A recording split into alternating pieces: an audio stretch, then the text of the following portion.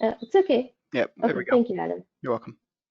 Okay, so should I skip back to the previous slides real quickly? Okay, so welcome to the training, and we're going to go forward with this format here.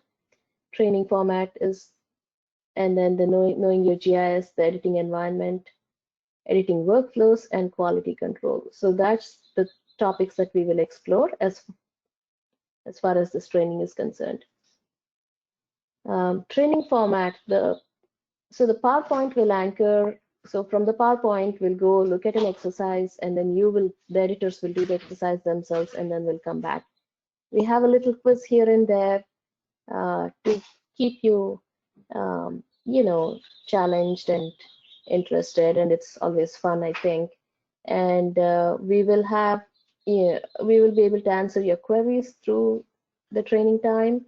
And also, if you're not able to finish the exercises today, you can always come back to us. You should finish it definitely at some point of time within the next couple of weeks, and you can come back to us if you have any questions, and we will follow up with you on those. Okay.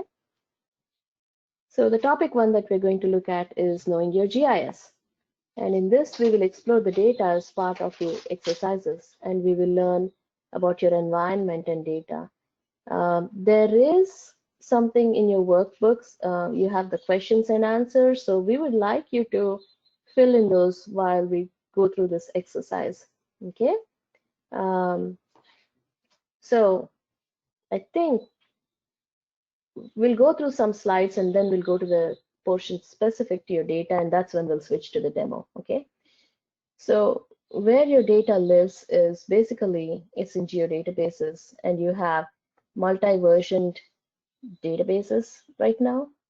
Okay, so now I'm not going to go into the basics again, but you know that in the past in CADME you were able to edit one tile per editor, but now every editor can edit the same tile at the same time, and that's okay. But there is some kind of streamlining that's maintained internally through the software, and that's called versioning, so that we know that Elijah's edits and Mike's edits make it all the way into the GIS as long as there's no conflict, something called conflict. So we'll talk about that a little bit later, but basically multi-version is that you can have many people working on it, and it's all the edits are managed through something called versioning. Okay, and as far as the environment, you have 10.7.1 ArcGIS desktop, and your geodatabase is also matching that version.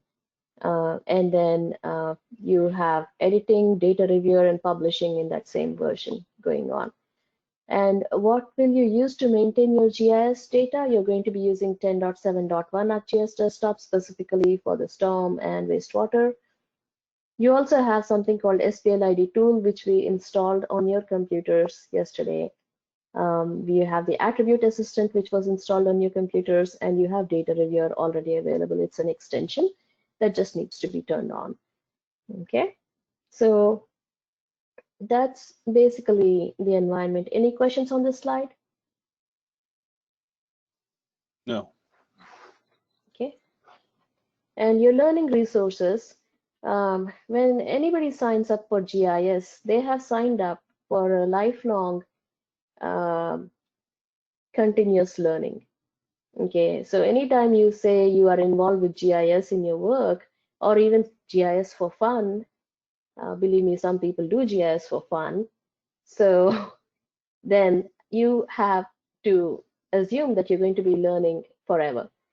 And that happens because the software keeps changing and all that. And not only that, you will learn, there's a lot of new things anybody can learn. It's a vast field. But as far as what you need in order to complete your day-to-day operations, or you run into some new problem in GIS and you want to troubleshoot it, these are your resources. You have your documents, editor manuals, quick guides, workbooks that we have provided, and then the Esri help files. You can always press the F1 key in your ArcGIS desktop and you will get to the help files on that. And then there's training, and then there is Esri trainings. Your colleagues will be able to help you, and DCSE will be able to help you. And the industry, there is a wide industry support groups networking in the industry that helps you, uh, talk to other users, other people who are editing storm drain data or wastewater data, and ask them how they solved a particular problem or something like that. So you have all these resources that are available for you, and that's a really great support system that you have, and to support your continued learning. Okay. So now let's look at exploring your GIS data in our catalog. And the GIS data formats that we have are GDB, shapefile, coverages, and CAD. I think at this point, Adam, I would like to switch to your screen while you show them examples of these data, okay? And then we give them an opportunity to actually do the exercises. And the reason why we don't have to do those exercises, because these are all like basic stuff. And I think that our editors are, well, you know, they're familiar enough with ArcMap to be able to do those exercises on their own. So can we switch to your screen now? Okay. Absolutely. Okay. Let me make Adam presenter.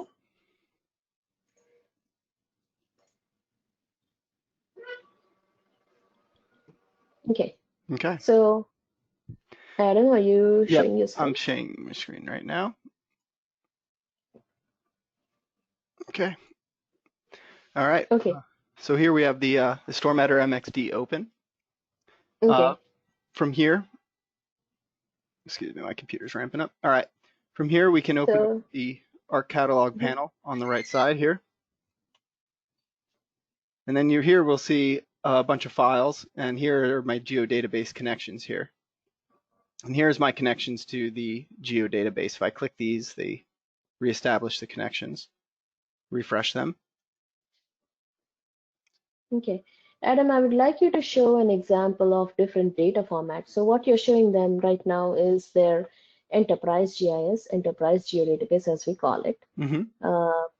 It's based on SQL Server. So somewhere in your system, there is a SQL Server is running, and that SQL Server, and I can tell you exactly where it is. So if you give a right click on the connection and go to the connection properties,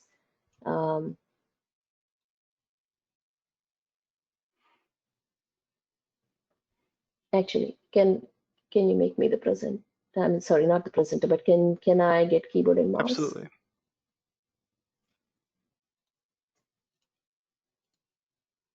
There you go. Okay. So what we would like to show you is if you give a right click on your connection, and you can do this in catalog within the ArcMap or even outside outside there's a separate Arc catalog for you. But if you basically go to your connection properties, you see that there it's a SQL dev 50970, and that's basically pointing to your SQL Server machine and an instance of that. So that's your database instance that you're connecting to. Okay, so that's basically your SQL Server based geodatabase. And our connections here that we show you in our demos are calling database authentication, but on your machines, you're going to use operating system authentication. That means you won't be asked for a username and password, but when you just open it up, it will automatically connect you to that, right? Because you are logged into your Windows machines already. So based on your login, it's already connecting you to the database. So I'm going to close this for a minute. And then the other kind of databases that we have are, let me show you, we have some folder connections here. And then does anybody know what this kind of database is called? File geodatabase? Yes, it's called a file geodatabase. And I don't think we have any examples on this, but there is also the shape files, which is a more popular format of data, but I don't think we have any examples over here. And then there is something called, there used to be something called personal geodatabase. And you used to work with CADME, and all of the data in CADME, correct me if I'm wrong, most of it, I would say, is coverage format. It's called a coverage format. Okay. So those are the different kinds of data, but this is the data type that you would be mostly working with. I would say, like when you're editing your storm data, This is 90%, 99% that you will be working with this kind of data set. Okay. And so in that database connection that we have explored and we looked at, anything else that we can talk about? If I go to the connection properties, you see one thing is that the database name itself, and there are different databases in that SQL instance, but for your editing, you will be connecting to the edit tab. There is also the check, which is basically for checking your data, and then there are other databases, utilities for the utility dev for utilities. So in that SQL machine, the SQL Server machine that you're getting the data from, there's other databases, but you only connect to the edit tab, okay? And all the privileges have been set up so that you don't connect to the wrong database or anything like that. So you have privileges to connect to only certain specific databases, and there is very less chance that you can connect to some other database that you're not supposed to be editing. So that's a safeguard that's built in your system. And I'm saying this not from the standpoint of editors, but more from the, I mean, you both are advanced editors, I would say, because you already know ArcMap and everything, but there could be other people who are just beginning and they're kind of afraid to connect to the database because they may think that they're connecting to the wrong database or something. So just let you know that there is a safeguard built in there that if you don't have privileges and you should not be editing that, then they wouldn't be able to connect it. I'm talking about the other editors in general. Okay, so any questions so far? No. Okay, moving forward, we saw the database connection and then data sets. Let me actually open up catalog because it's a little bit easier to look at things there. More space, more room there to show you everything as far as the data sets and everything is concerned. Okay, so these here are called feature data sets, and I think I'll move fast because you're already familiar with most of these items. So your feature data sets basically are a collection of groupings of feature classes. So all the storm data is organized into the stormwater data sets, and then you have GP 2025 for stormwater, Synergen for storm drain, and then you have the wastewater data sets as well over here. As the days go by and the TO2, the migration project happens and you get more data, I think more and more data will get moved into this database. Okay. So now, if you look at these data sets and they are being a logical collection of all the data, so you go into this and you will find all of the feature classes there that belong to this system. But there is also one more thing that is determined over here, is that if you go to the properties, it's a very important thing.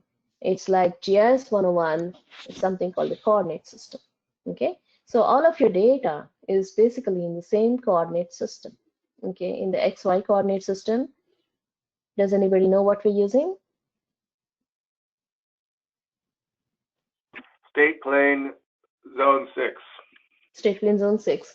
And then so when you come to the Z coordinate system, you do have a Z coordinate system, and that's using NGVD 1929 there.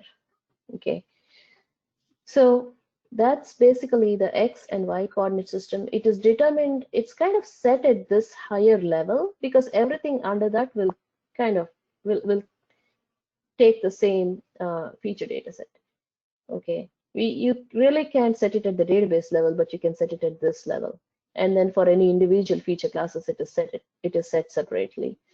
So that's something to remember. And why do we need to remember this? You get a CAD file. You don't know what its coordinate system is, but you know what your coordinate system is.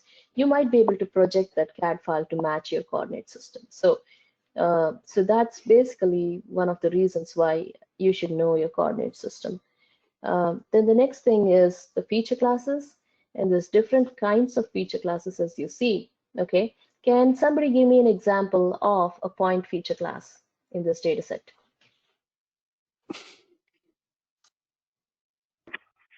Storm drains. Yeah. Inlets, yeah. Inlet, yes, correct. And then an example of, and how did you know that the inlet was a point feature class? It has the 3 little points on Three the little dots. icon. Correct. Yeah. So this icon is telling you that it's a point feature class. How about a line feature class? Any examples of a line feature class? Flow line. Flow line is an example of a line feature class, and you know that by looking at the Icon there. icon, the symbol there, right? Okay. Let's see if you can identify a polygon feature class. Drainage area. Drainage area, correct. And the icon looks like it's got little polygons there in the icon there. Okay, so that's basically how you identify what kind of geometry they are using. You already are probably familiar because you have participated in the database design and everything, and you are familiar with your data, so obviously. But if you were to look at a brand new database somewhere, this is how you figure it out, right? And the next one is annotation. There are not too many annotation feature classes, but you do have one. Can you identify that one? Storm drain annotation.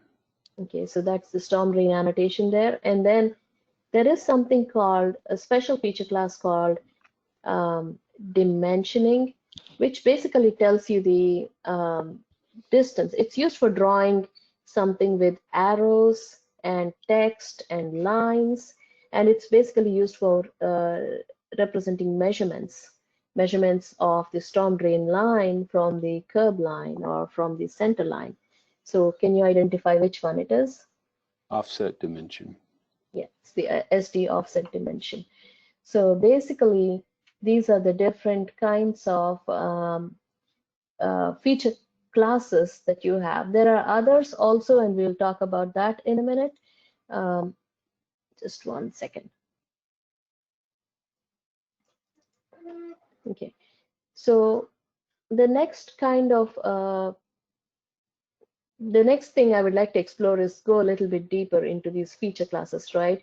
So feature classes, you can see what kind of fields they have. So if you give a right click, well, there's different ways to explore these feature classes here. First thing is that if you click here, you will see the contents, preview, and description. If you click on the preview button, and then there is two ways to look at it. You see the screen there as geography, and then you have the table that shows up. Now this one's an empty one. Let me open up something else that might have some data, junction box. And then you see all of the records, and you click this button, it takes you to the very last record, because sometimes it can show up to 2000, but you have to click these buttons. And you know all of these basics, so I'm going to skip through these kind of things. But then you go to the description,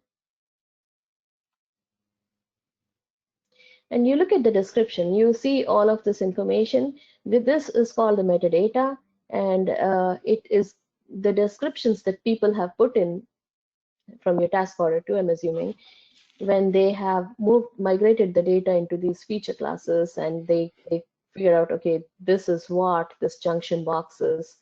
So there is a description there for the junction box, and the credits, use of limitations. These are to be heeded, of course, but this is within your internal, you would be able to use it. But if you were to send it to somebody else outside your organization, the credits and the use of limitations come into play there. They know that these are indications that the data should not be used, beyond or outside the scope of working with the city.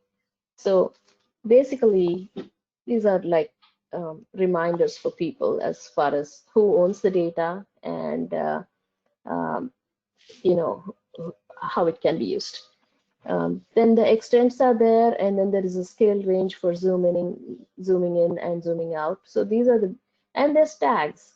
It's really nice to have tags because you can search by them later on if you're looking for some specific data set. So they have tags saying storm drain, so when you look for them, you'll be able to, find the data faster. Then that's the, preview part. Then if you give a, let's say, let's go to the siphon, for example, and then you give a right click, and then you go to the properties. Okay.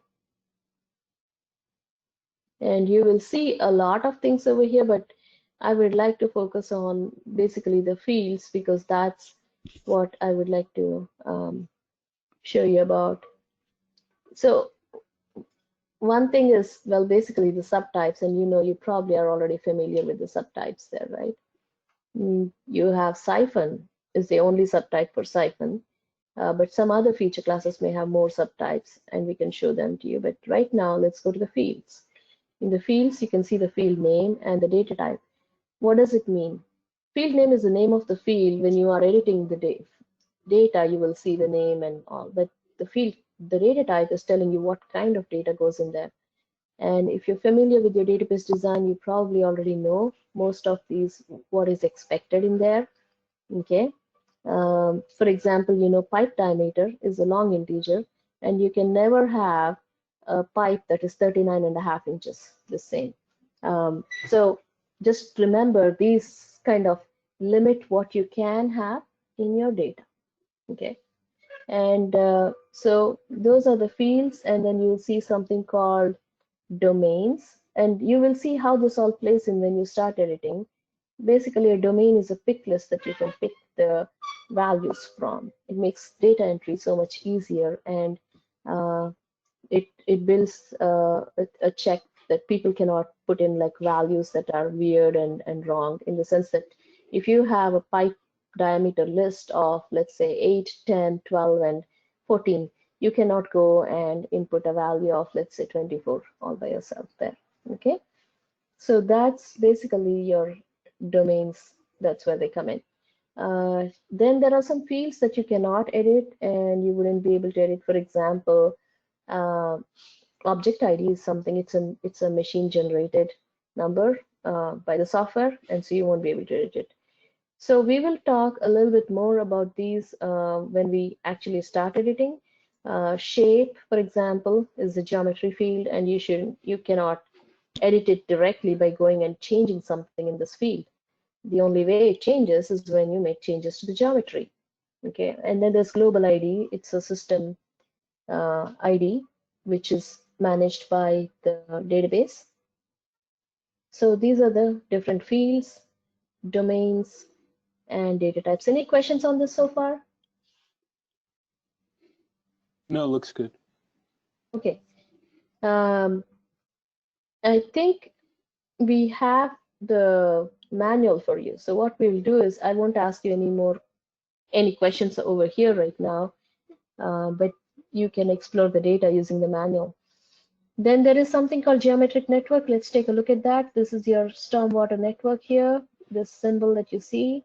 If you give a right click and then you go to the properties,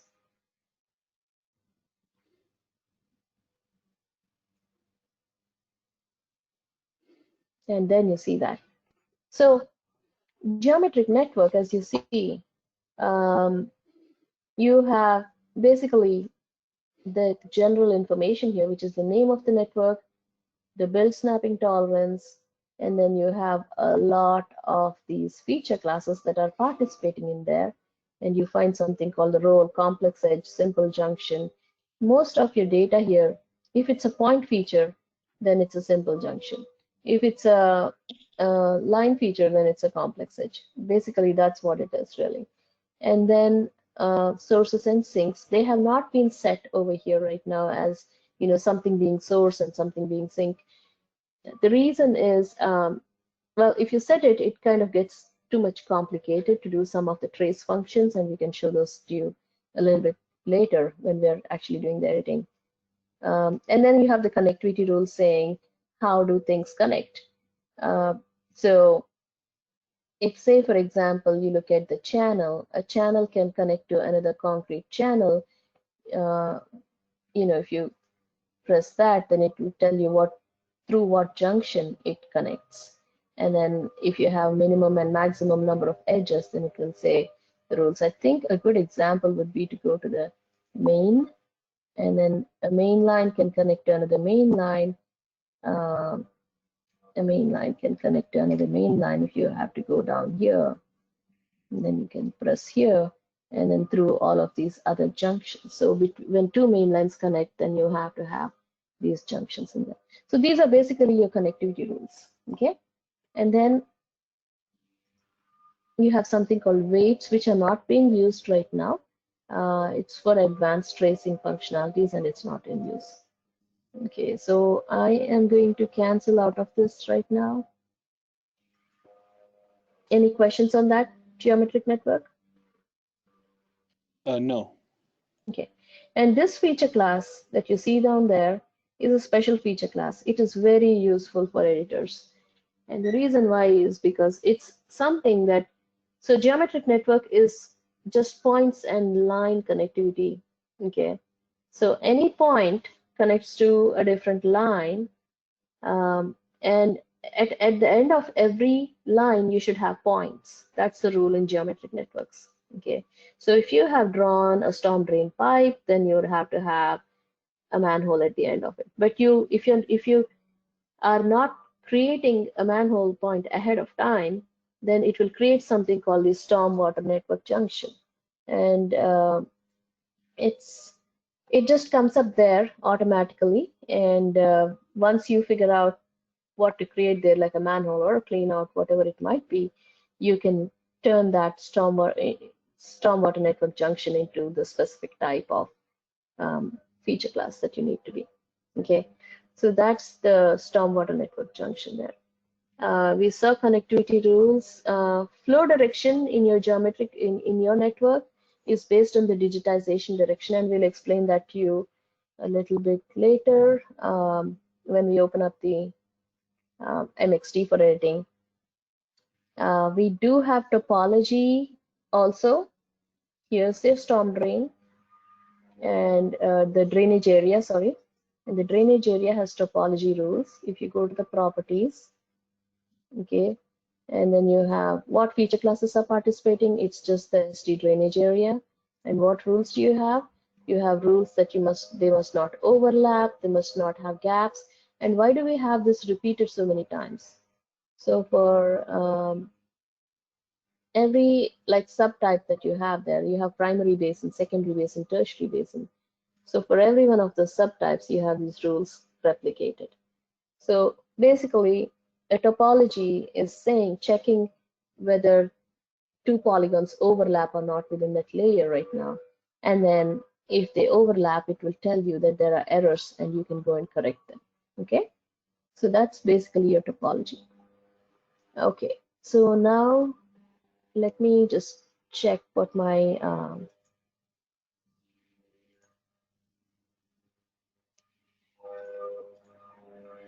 just 1 second. Okay, I think at this point we should probably switch to ArcMap, and then I would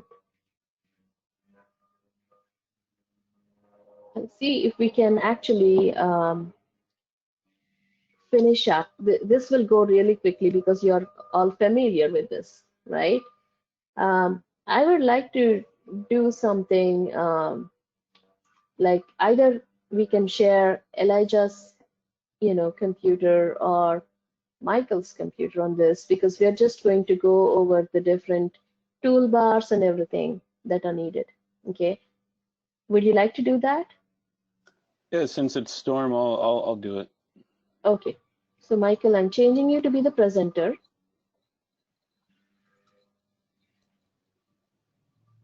Okay, and you can share your screen. Okay. Okay, let's get started with the data frame. Okay.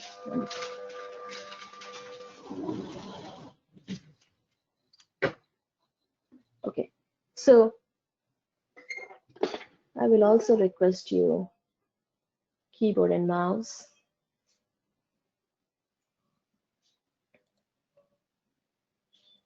Okay, so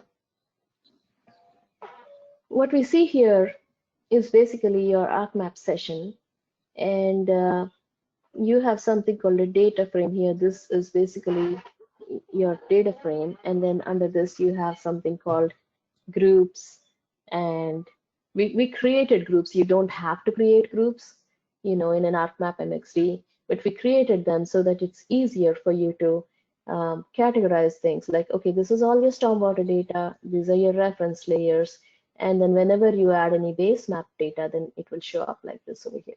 Okay, so basically you have the data frame, and you have the layer groups, symbology, and definition query. So let's take a look at those things.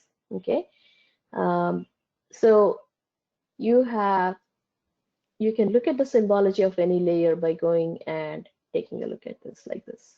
Okay, so if you expand, this is at the layer level. So this is the group level, and this is the layer level, right?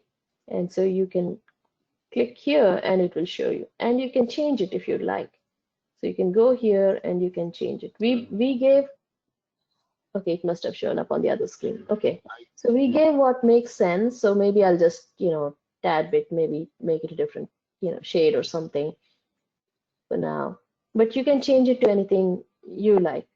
It's good though to be consistent across your entire system, especially because multiple editors will be exchanging, information. And if you send a snapshot to your other editor who's editing the data, you want it to look like what they are familiar with. So that's why it's good to have similar symbology across your entire organization. Okay, we came up with something that is industry standard, but there's always room for improvement. And if you feel like there's something that you can change to make it a little bit better, then you can do it. Okay, minor changes here and there. And then one of the major things I would like to talk to you about is how you see the green lines there, okay, and then the arrows, okay. So in your network, everything is symbolized based on your direction of digitization, and the tracing tool goes that way, okay. What I mean is that if you were to do an upstream and downstream trace, as soon as you look at this, you can trace. Your eyes will kind of say, oh, this is, follow along, and then say this is how it's going, right? It's something that you probably used to from seeing a lot of maps and everything, okay? But in order to get that showing up that way, when you digitize the lines, you have to digitize them from the upstream to the downstream direction, okay? So that's basically the reason why we show them in that symbology, okay? I think it's still refreshing, right? I'm not sure what happened there.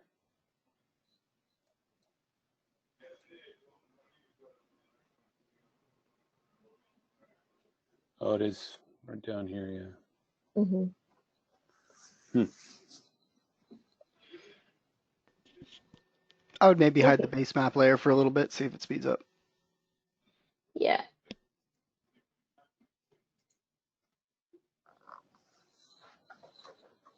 Okay, good call, Aaron.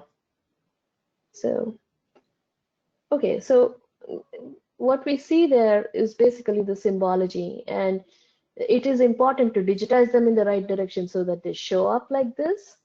And not only do they show up, but when you trace it, the tracing will also go in that direction. And it's very useful in the sense that you can even do flow accumulation, those kind of things if needed. But it's something that it's the basics, it's the basic foundation of your data to digitize it in the correct direction so that it shows up correctly, traces correctly, and everything. Okay, so that's one of the things that we talked about was like for symbology. And so when you look at the symbology, you see that there are gray lines, gray color lines here, the gray dash, because if it's an abandoned line, you want to show it as gray. There's no flow in it. So basically, that's the symbology. If you double click this, and if you go to symbology, you can even say, count how many pieces of pipe are there, right? So it will give you all of that information. Okay. And we intentionally put this here in red color because if you digitize something and you didn't give it a subtype or owner or any of these important attributes, then it will show up in red color automatically for you. Okay, if for some reason it wouldn't happen because you're going to use feature templates, but if it does happen, then you know that it will show up in red color calling your attention. Okay. Okay, so that's about the symbology. And then in some cases we have definition queries, but I don't know if we set any on these right now. Maybe not.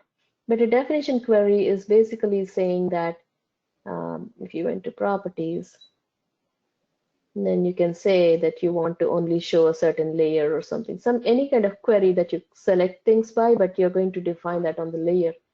So it will filter out and show only those things. And we'll go into this later. We're not using any definition queries right now. Scale dependency is that when you zoom out, some of these layers don't show up. They slowly start disappearing. Actually, if you were to go to your bookmarks and you say City of Riverside,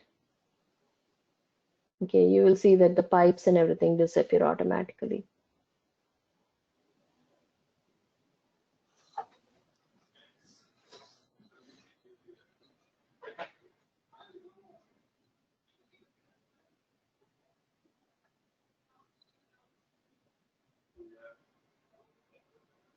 It's taking a little bit of time. It's kind of slow today. It wasn't like this yesterday, right? No. Not so slow. Okay, there's one more thing that can help, and I think this is because we brought in these new lines here. Let me change this, and it's a good example to show you. So do not show layer when zoomed out beyond. Let's say you want to see parcel lines only when you're at 1000 scale.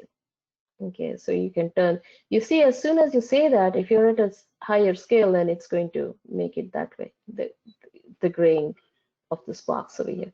It's still checked on. Checked on means you can see it, but it's turned off. And on this, you see all of these are set to be displayed only at when you zoom in. So that's why you see that it's grayed out, right? And then maybe one more layer here, I think. Center lines too.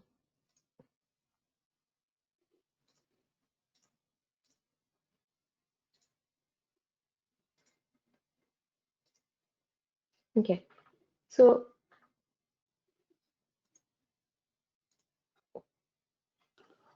and if you have other things showing up, then they will take up your screen space. You might just want to keep just the ones that you need. So as you zoom in and out, you will see the layers that show up that you have set them on to turn on at a certain level. Okay. And if you think that you want to see them a little bit later, then you can always change that scale dependency. Okay.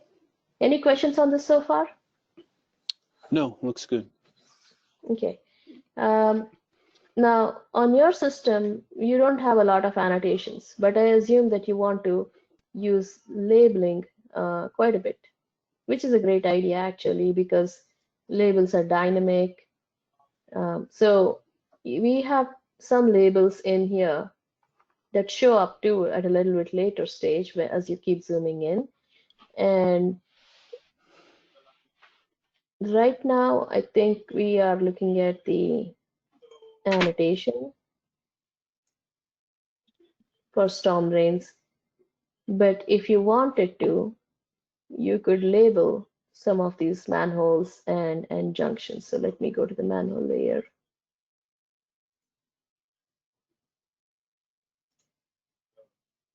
Means you can label them. The default is whatever the label's been set for. I think here asset ID has been set, but you can change it to something else. But typically, that's a good field to look at. So that's the labels there. And also, in order to make sure that you don't really have a lot of like undesirable, like you're mainly here to edit your storm data. You're not going to be editing parcels or all of these reference layers. So we only have these selectable. So if you were to like just take this and drag it like this, you can only select these layers and not anything related to the base map. Okay.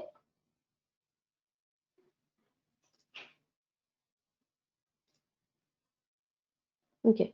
So basically that's it. And then as far as selectable and non-selectable are the table of contents features are there. One important thing you'll be working a whole lot with is this one. So this, you use it for changing your version. And when you change the version, you kind of go from the training default to any other version that you have created. So you will be using this data frame, this list by source quite a bit. Okay. And we'll look at that a little bit down the road. Toolbars. Okay. According to your quick guide and your template, there are some toolbars that you will be using. So let's make sure that you have all of the toolbars. This is your standard toolbar that you have up here. You don't really need the layout toolbar because you're not mapping anything right now. So let me set it so that you only see the ones that you need. So I'll remove the layout toolbar. You need your versioning toolbar, you need your attribute assistant, and what are the other toolbars? Adam, do you have the list? Yes, 1 second. Okay, toolbars. I'm using the quick guide. Standards toolbar, tools toolbar, Yes, sir. versioning, editor, utility. So versioning is here, yeah, Um, and editor is here. Yep. Utility network analysis toolbar. Okay, yeah, we can bring that over. So you give a right click, you add your toolbar, utility network analyst toolbar. Okay. And then geometric network editing toolbar. Geometric network editing toolbar. Okay.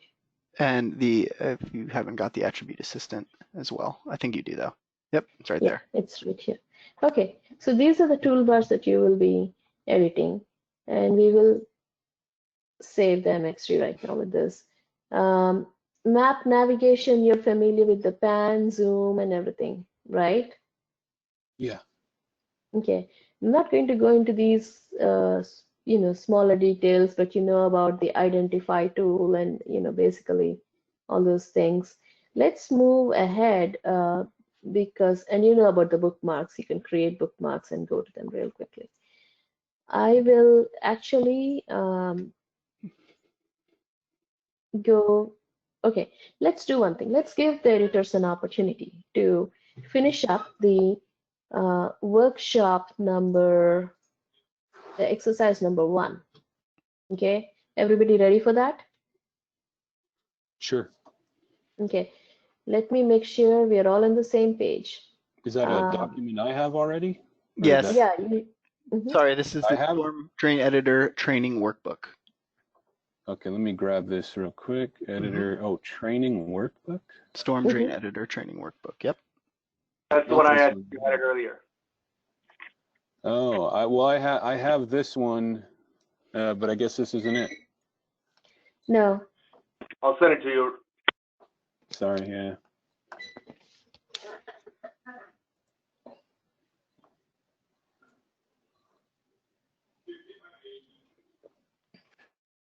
Yeah, send it to me too. I can't seem to find my copy of it.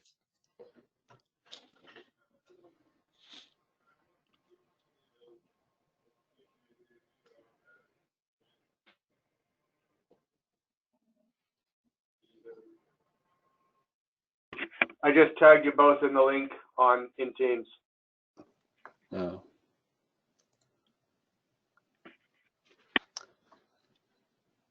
I turned off Teams because it kept popping up all the time on the screen. So let me let me find it again. How do I get to Teams? I'm opening it myself as well.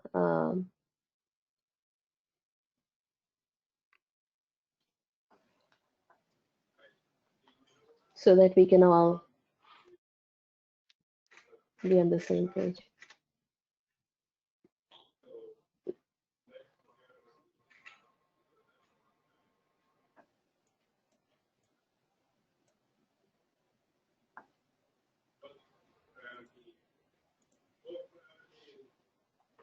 Okay, you should I'll be able to breeze through this exercise because, I mean, obviously you have already worked with AppMap, so. We'll find out. Yeah.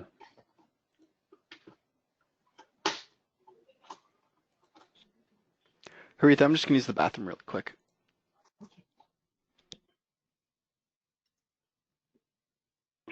Ken and Mike, did you both find it? Yes, I got it. Thank you, Elijah. Well, I can't speak for Yes, you, I but did. Okay.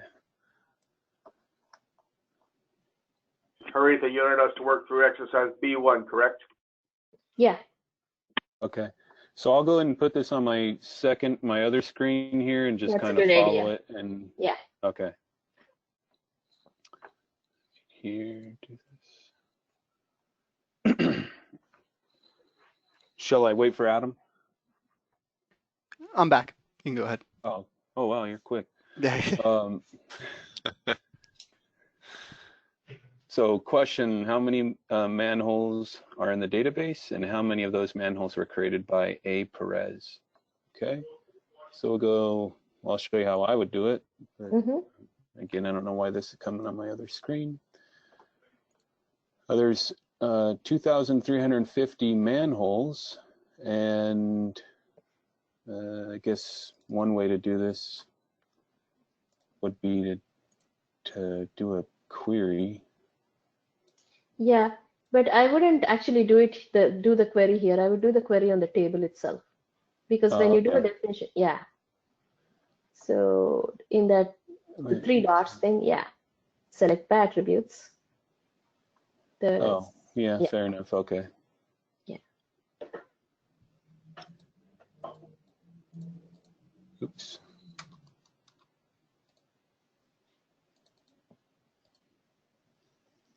$18. Mm-hmm. And now you can sort your results to figure out. You should Oh, say you want only the selected ones now. So if you. Yep. Oh, okay, gotcha. Mm-hmm. Okay, so 18. That is the correct answer. Mm-hmm. All right. Question 2. What is the asset ID of the earliest operational manhole that A. Perez created? So when it says earliest, Mhm. and then you would sort by a field here. So which field would that be?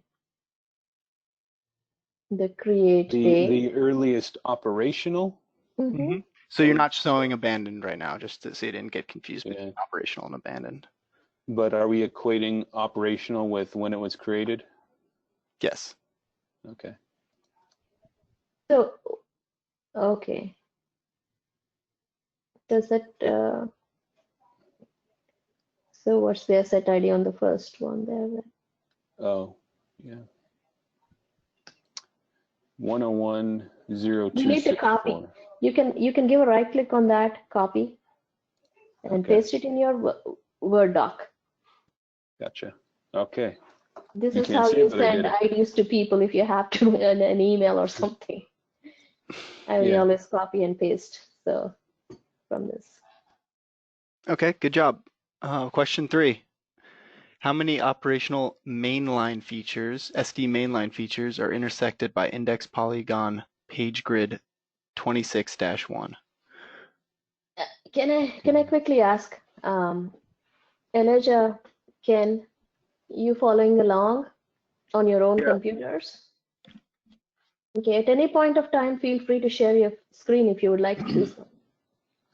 And just so you know,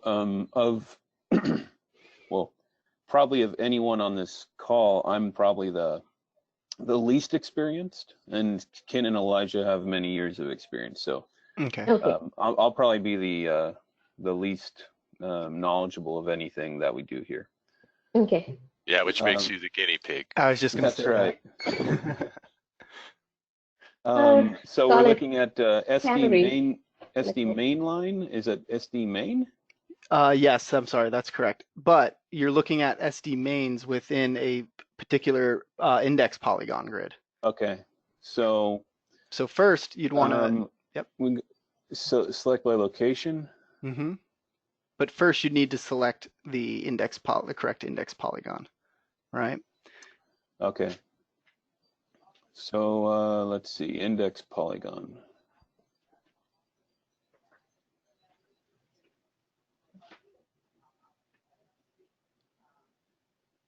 Where is their index polygon?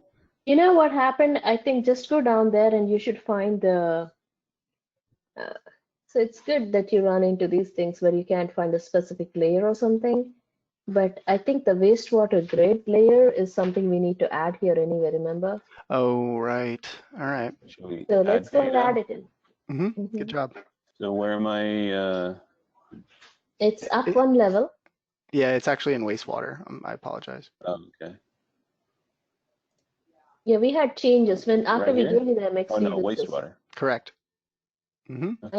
Was it in this one? Yeah, the map grid.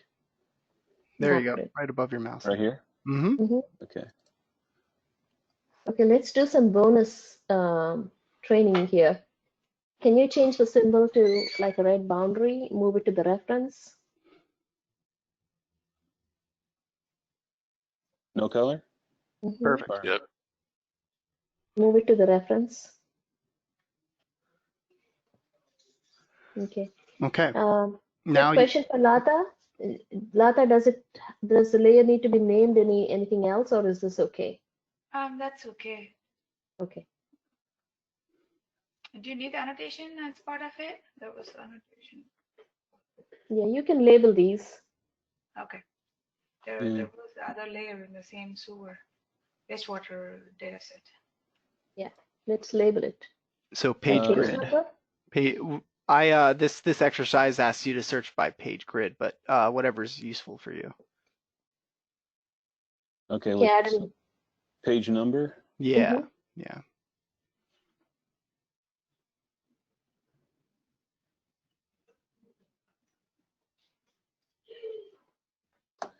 Numbers are very small. Can you make them bigger?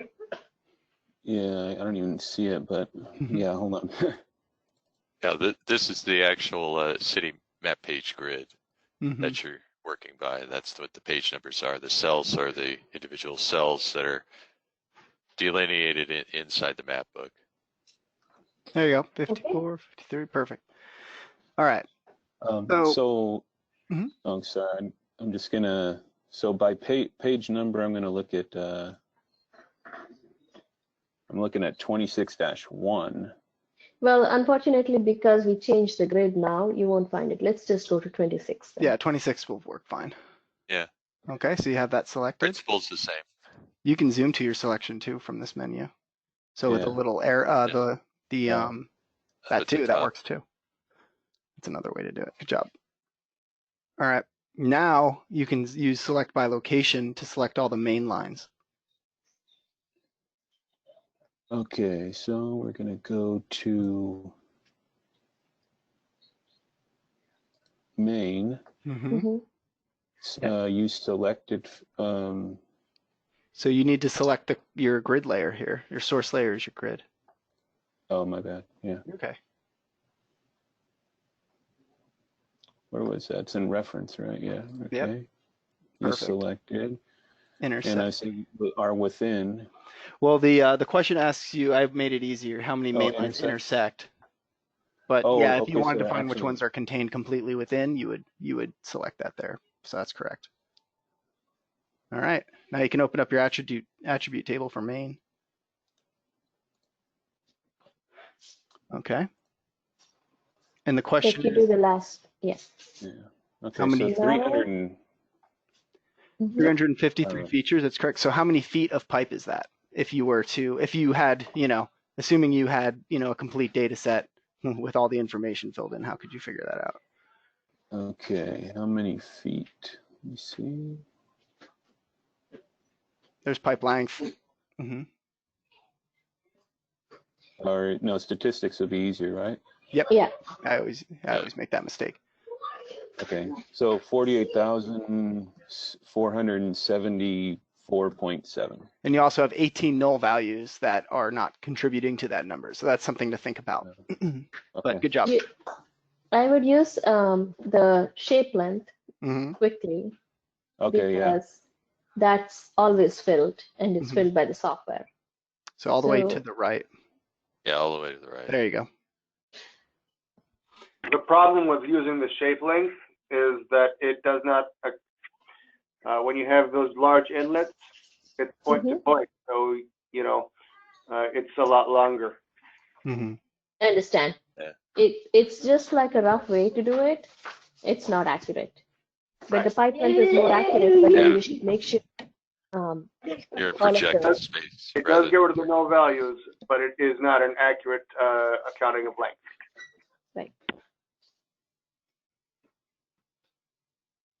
Okay. Question 5? That's correct. We already did question 5, the coordinate systems, but do you know where to check your coordinate systems in ArcMap? There's 2 places that they're kind of. I guess in the layers, right? That's correct. Yeah. So this is the coordinate system of your map document, and you usually want this to, be the same as the coordinate system in your data, of course. So that's the network. So I would actually check. Okay. Yep.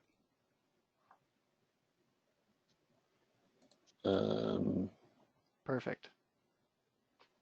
And you can also check this information from the catalog window and our catalog as well. Same way you just did it. But good job. Oh, okay. Mm-hmm. That's good. All right, we can move on to the next question. That would be 6? Or... Yeah, 6. We already kind of went over this with Haritha. It's what stormwater feature classes participate in the stormwater network. And Haritha showed you that by going to the catalog view and right-clicking the network layer and examining its properties. If you remember that, we can skip that if you understand that well. Yeah, I got that. Okay. And topology rules we went over. Let's see. And we went scale. We discussed scale extent, so we can skip that one as well. Can we just for my sake, can we go over the topology one more time? So, of course. So when I'm looking in this, so here's my topology, right? Yeah. So if you had a topology error, this is where it would show up. But you don't have any topology errors at the moment, so you don't see anything. But if you go into the catalog view, so if you go up to your menu and yeah, there you go. There's a catalog. Perfect. And then you go to your stormwater. Yep. And then go to the network or the topology rules. I'm sorry. Drainage area topology. It's up a little bit. It's quite a bit. There you go. Right click properties. So here, of course, here contains the rules that would give you errors if you had any in that rules tab, like Haritha showed us a little earlier. So if any of those rules weren't adhered to in your layer drainage area topology in the errors, you would see feedback there. So the only thing that, yeah, that makes sense. And so the only thing that has topology rules is the drainage area. In this data set, that's correct. In this data set, correct. Yeah, okay. So like, you're not wastewater. And that's just to keep them, to make sure you don't have overlaps or gaps in your data. Make sure every bit of area is covered. Precisely. Correct. Okay, that makes sense. Thank you. We do have something called storage area, but for some reason we don't have any topology on that. It could be that these are like, if you looked at the storage area data, maybe they don't need topology. When you open up storage area and go to some of the. Is it already here, or do I need to drag it over? It is there. It's already there. Oh. Right above right, it. Right there. Yeah, gotcha. Yeah. Right in front of me. Let's open up the attribute table. There's nothing in there right now, so maybe. Yeah. That's why there's no topology rules. Okay. Okay. So, and also the design of the data could be that it's a little bit like they won't be like overlapping maybe, and that's the reason why you don't have any topology rules for this. Okay. Can we maybe unselect everything? Do you know how to unselect everything? Do you know how to individually unselect things? If you go to the attribute table, you can. Yeah, you can do it there as well. And if in the table of contents on list by selection up at the top there. So any selected features there, you could deselect them as they're selected if you want to isolate a selection. Okay, good. All right, cool. So that concludes exercise 1. Yeah. Can you turn off the labels for manholes so that we can, it's kind of getting too much, I think. Okay. That might be a good time to introduce the Mapex labeling engine toolbar. The Maplex labeling engine. Yeah, Maplex. Yeah. Let's talk about the little bit later. At this point, do people want to take a little break and then come back maybe in a couple of minutes, 5 minutes? Um, good to take a little break. Sure. Yeah. Okay. 10:15. Yeah. All Sounds right. good. Thanks, Let's guys. do that. Thank you. All right. Harita? Hi, Ali. Hi, Harita. How are you? Pretty good. How you doing? Good, thank you. I'm gonna use Fuse to chat with you. Okay, sure.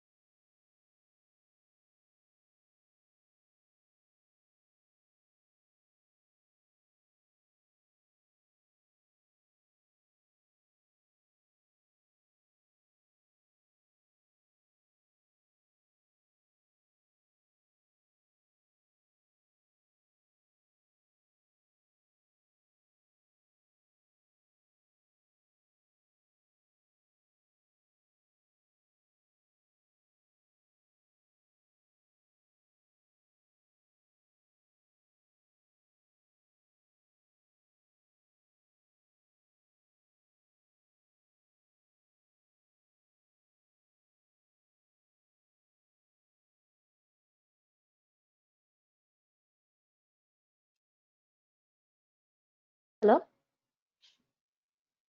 I'm back. I don't Hello, know about Rita. the others.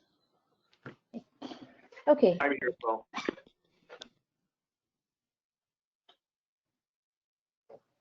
I think I will switch myself to be the presenter again because I want to show something, and then we'll switch back to the exercises. Okay. So are all the editors comfortable with the exercise that we have seen so far? Yes. Okay. I will make myself to be the presenter.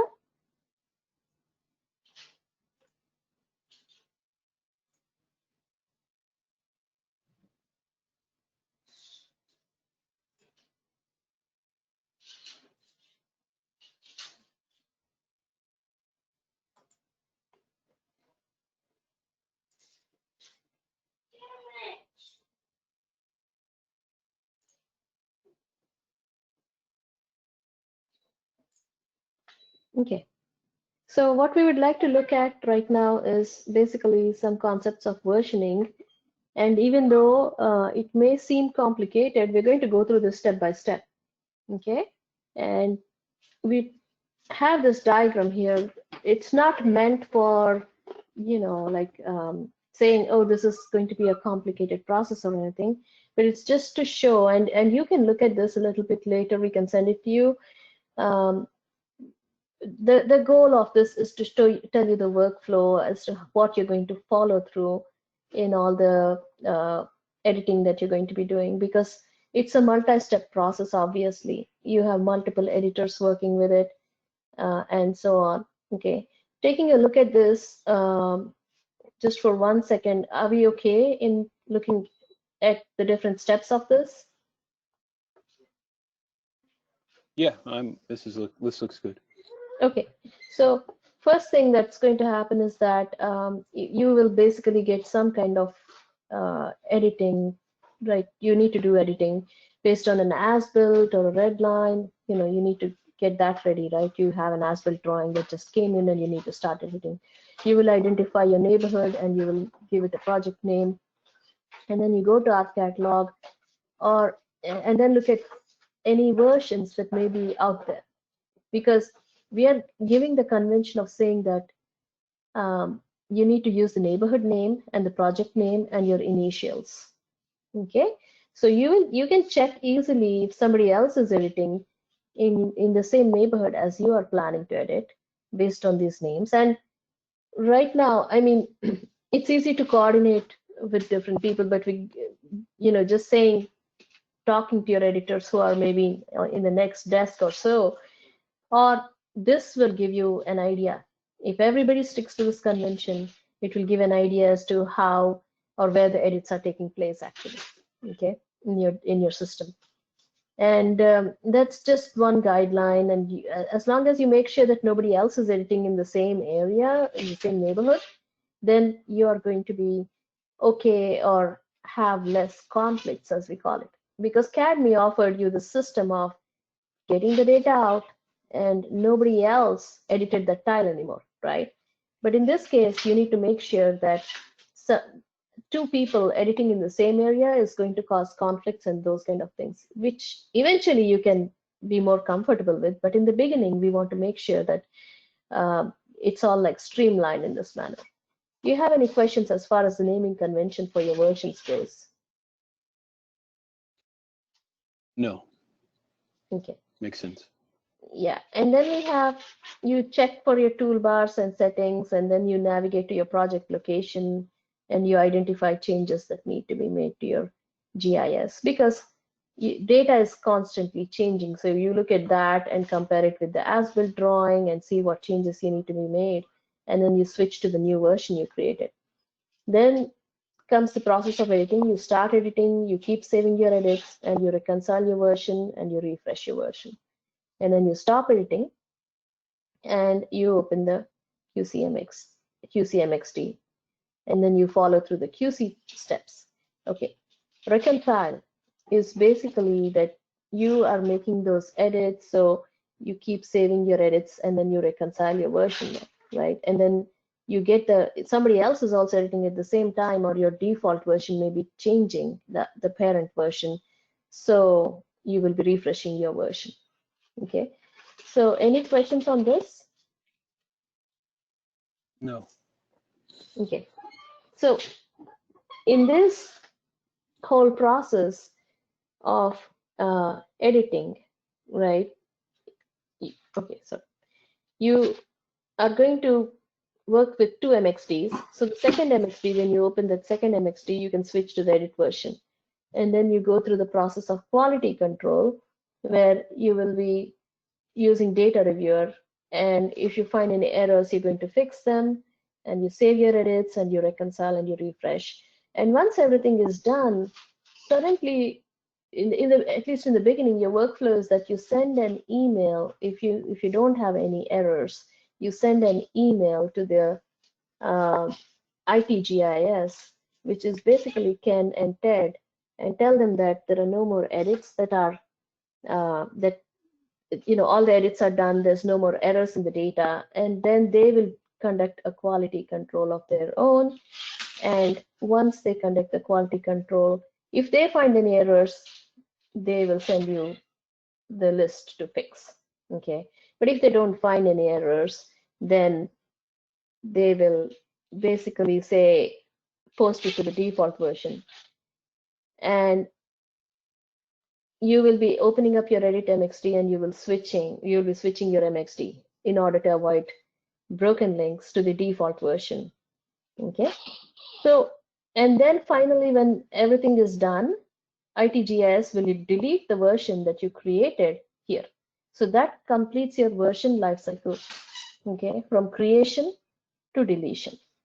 Okay, in the meanwhile, you use it for editing, you use it for QC, and then the version gets finally deleted. So that's the whole process, because you obviously want to finish your edits as soon as possible, in a day, but that's not always the case, because if you have an as-built drawing or a track that comes in and it's large, it will take some time to go through this entire process. Okay, so that is why these are also called long transactions. And so let's go to the next slide to see what happens, how we avoid something called conflicts. Okay, well, nobody likes conflicts, especially in editing. So in order to avoid conflicts, we check with other editors or look at the version names and see if anybody else is editing in the neighborhood. Okay, now, as we say, the goal is not to avoid conflicts forever, because you might come into a situation where you have a rush project where all editors have to edit the data in the same area, and it could happen, I'm just saying. But in the beginning, at least, you want to try to make sure that this whole process is streamlined. So that's the reason why you're going to stick to this process of having neighborhood, project name, and initials. Okay, and keep the access protected. Okay, well, if conflicts do occur, then they can be resolved, but you will get help from Ted and Ken in order to resolve these conflicts and all. Okay. And we will talk more about that a little bit later as we get a little more into the versioning process. Okay. Any questions? No, looks good. Okay. So before you start editing, you're going to identify the neighborhood, coordinate with the other editors and versions. You will create a version. You will open the editing MXD and check toolbars and settings and adjust as needed. Navigate to project area, switch to your new version and start editing. Now these have been given in the quick guide also. So if you have your quick guide, you can take a look at that. Does everybody have the quick guide? All the editors? They should. It was one of the files that I shared with them. Okay. Yeah, I So, think we all have them. Okay. Yeah, in that you have basically, you know, the whole process being explained. So I'll make sure that we all refer to that when we go through the first exercise or so. Okay. And then the next one. So tracking your edits is happening. Let me actually at this point of time switch to the switch to one of the PCs. I think Adam, I think I will switch to your PC so that we can show them. Okay. That's fine.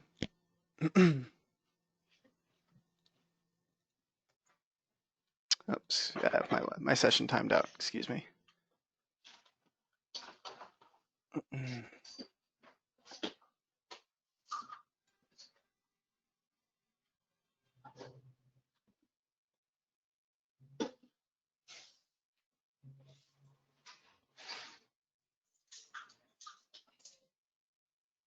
Okay. All right, so we're going to start exercise 2, correcting common errors. These are common errors that were found when we were setting up Attribute Assistant. I got something going on here.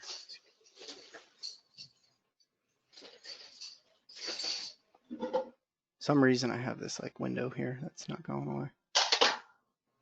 Oh well, hopefully that doesn't affect anything. Okay, so we're going to open the Storm Drain Editor MXD if we don't have it open yet, and at this point we're going to create and switch to a new version. So I like to do that through catalog. So I'm going to go to the Edit Geodatabase, and I'm going to administer Geodatabase. All right, here's where I can check out what versions are available and create new versions. So normally in normal editing processes, we create versions off the default geodatabase, but for this training purposes, we have a surrogate of the default that we're going to use. So I'm going to create a version off this. I'm going to go right click, new version. And when you name it, you're going to use like the neighborhood name. Mm-hmm. And so let's give a name based on that. Adam, would you know? Does anyone have a neighborhood name that we can use? I think Mission Grove is fine. Mission Grove. And then the project, we'll say training. Yeah. And then my initials. Mm-hmm. And make it protected. Protected. Okay. So I'm going to click OK. And then if I look in here, my version has been created. I can leave this window from here. I'm in our catalog. That's why. There we go. All right. And then from in our map, I can go to list by source. And then you see I'm connected to the training surrogate default. So I can change the version from here. I can go to the tree view. It's a little bit simpler to see, and I can expand this. I'm going to look for my version. Here we go. I selected it. I'm going to click OK. And it's going to take a minute, but it switches over. And now I'm connected to a new version. I'm ready to edit. So I can go up to the editing editor toolbox and click start editing. Here it's going to ask me which geodatabase I would like to edit in. So I'm going to click my version down here. Click OK. And if there's any error messages that come up, they would come up now, but I didn't get any. And the first question is, or the first part of the exercise is using the find tool, we got to navigate to a inlet with a particular asset ID. Oh, here's the error. So yeah, these are the layers I can't edit. I don't have permission to edit these layers, and that's okay. So I'm going to continue. So the find tool, that's right here. These binoculars, you can open this up, and then a window will open. And there's several ways to search. And I'm going to search by features. If I want to search by location or an address, I would use this tab, but let's do this first. And I'm going to input part of the asset ID. I hope the asset ID is filled in this data. These are SD inlets. So I'm going to look for SD inlet just to speed up the search. So this is a partial asset ID that I've put in here. I'm going to look in all fields. Hope it comes up. Let me try this. Yeah, I think when I was setting this up, we were testing out the SPL ID tool, so I had SPL IDs for these. Okay. All right. Let's check this out, and maybe the data, you know, it's on obviously on this system here. Let's open up the inlets. Okay. I think that SPL ID that you tried to find was, or the MWS, I think it said, was a wastewater one. Is it? Storm drain. Set ID. I'm sorry, I apologize. Just press the last record there.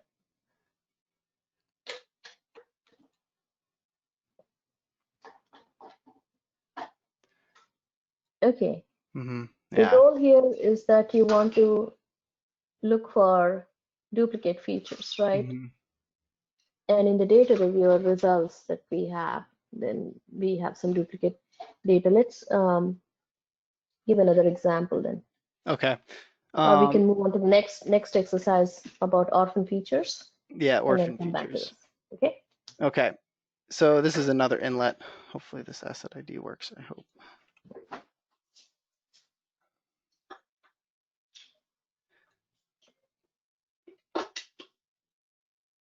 Okay, so this one worked. So orphan features are features that have been placed improperly and they don't really connect to the network in a way. And we can fix these. These are found in the using data reviewer. So I'm going to zoom to this. If I can right click and zoom to it.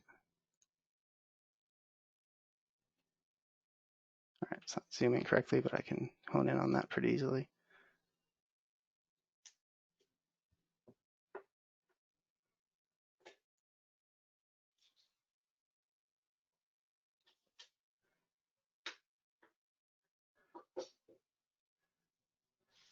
Okay. So you see that this storm drain has been placed off the end of this node here. So now that I'm editing, I can select this point with using the editor toolbar, the editor tool. I can select this point. Here a thumbnail comes up. I can select this and make sure I'm selecting the right feature. And then from here, I just drag it, click and drag it onto the point, and it snaps to it. And that's the snapping tips you see there, and I can let go. And that's assuming that the location of the end of the storm drain is correct, or if there is a very small distance between them, you know, less than your normal, like if you say it's 0.005 or something, you know, feet. So assuming that you know which one is correct, you snap one to the other. Okay. Any questions on this? Pretty safe assumption. I'm sorry? I said at this scale, it's a pretty safe assumption. Exactly. Yes, at this scale, it is a pretty This safe was a very easy one. But you can see that the network junction that was showing an error here disappeared. Like the one you're showing here, the one that was over here disappeared after I made that connection. Was this an actual example or an example you guys created? No, this was an actual example. So when I was setting up Data Reviewer, I was setting up all these automated checks, and these are one of the automated checks I found. Okay. Yeah, and we have a lot of them actually. Mhm. And we can, give you more examples too for your practice editing. I would like to point to you that if you go to the right side somewhere, you will see the editor tracking fields on that inlet. I want to show how okay, so it's my login. So that's why you see H-Vendra as the last editor there. So you have create date, created by, it's been created by Lisa, and then we just updated it. So it's tracking all of your edits.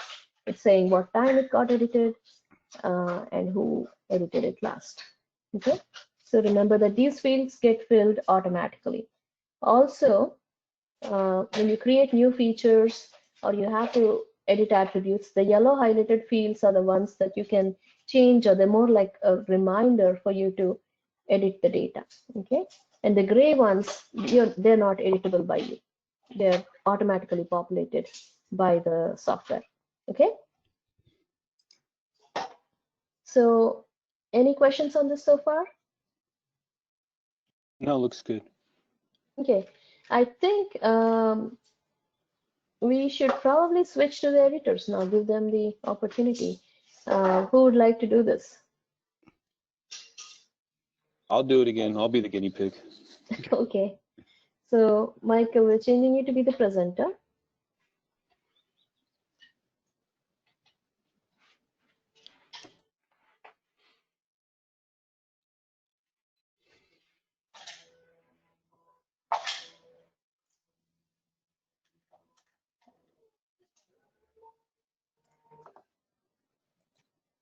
So we're going into, well, let's see. Oh, go ahead. So the first thing you want to do is see what version you're connected to, right? Okay. So yeah. So let's see. No, it wasn't that. Sorry. You were I close. got this. Administration. Yeah. There it is. Yep. Okay, so I'm on default. Is that correct right now? Yeah, but we want to make a version of the training default for this example. Yeah. So, well, I know. Yep, that's the way you can do it too. Mhm. That's another way of doing Okay. So what was the way you did it? You I went right click here. there, administration. Yep. And then I went to the tree So view, and then I highlighted training default, and then I right clicked. oh, okay. Yep. Okay, I like that. So I'll just put in.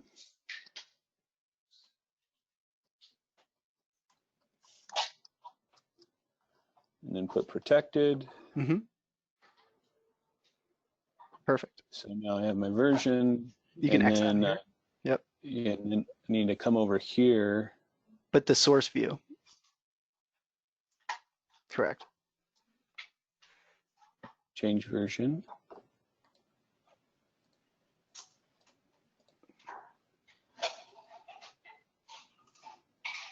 Good. Okay. Okay, so there's an advantage if you created the version from the versioning toolbar. It will automatically, it has a checkbox to change to that version automatically. So it kind of saves you a step there. Okay. Okay, but there's multiple ways of doing the same thing. So Yeah, it seems like there always is in ArcGIS. Mm-hmm. So now you want to find that asset you need to correct. So Yeah. I like to do that using the find tool, which is the binoculars. Yep. All right, and now you're going to input a partial asset ID for inlet. Do you have that asset ID in front of you? I'm looking under B2.2.2 orphan features.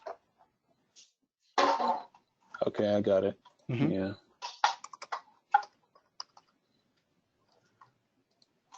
Cool.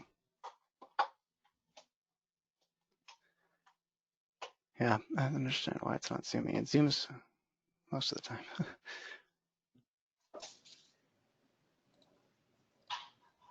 Was it that one? Yep. Yeah. That's correct. okay. Another thing you could do is you could zoom way in at the beginning, and then you can Oh, no, pan let's over. say Pan zoom to, to, yeah, that would have been pan a, to. I'm sorry, that would have been a really excellent fix for that. Okay, so now, You can start editing. yeah. So where's my editor toolbar? Okay, there it is. Mm-hmm. So you want to pick your version? Nope. Is that, Oh, there you this go. one, yeah. That's your version. There you go.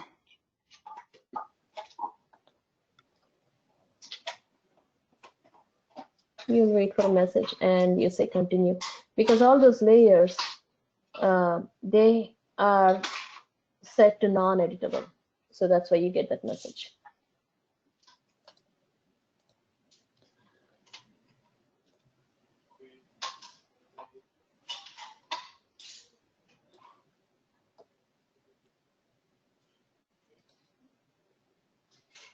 Very good. Okay, while you're at, that's good. That's good. So you snapped it to the end of the line, and that red point disappeared.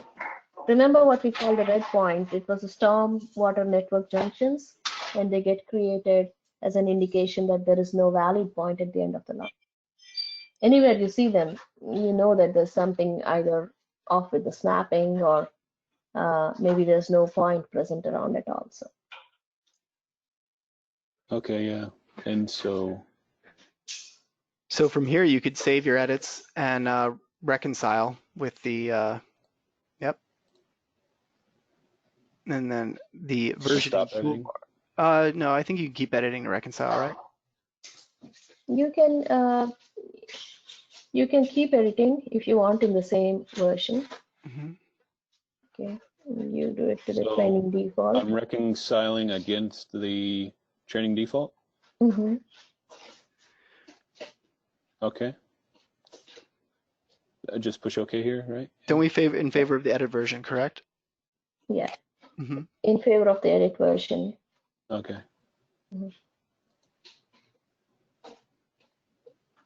Okay. And it does its thing. So that's the process that you typically follow as far as editing the data, creating a version, reconciling and all.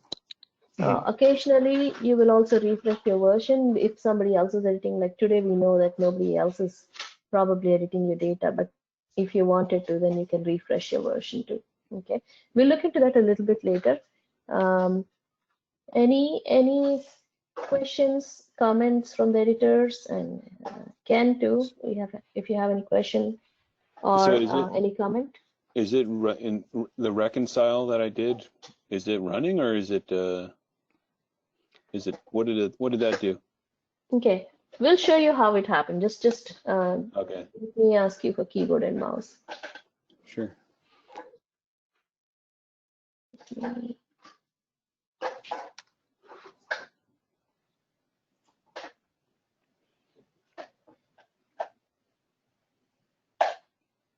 I think we have keyboard and mouse, right? Okay, I can move the mouse. So what you see here right now is this version, right? When you reconcile, let me actually stop editing for a minute.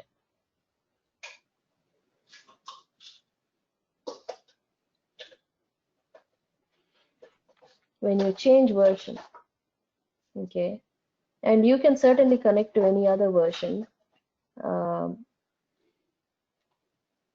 Let's go to the tree view. Let's go to make it to the parent version.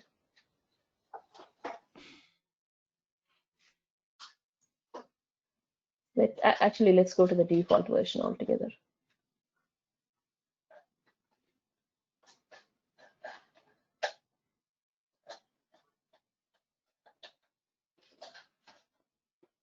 Default version, that edit still didn't come through because we didn't push it all the way to the default. But you shouldn't be worried about it. That's part of like what Ken and Ted do. So you only go to the parent version right now, which is basically the training default. So when you reconciled. So when I do reconcile, it goes to that point on the flow chart where it goes to IT. Yeah, it does. It does. Okay. So we will change to the other version that you have here right now.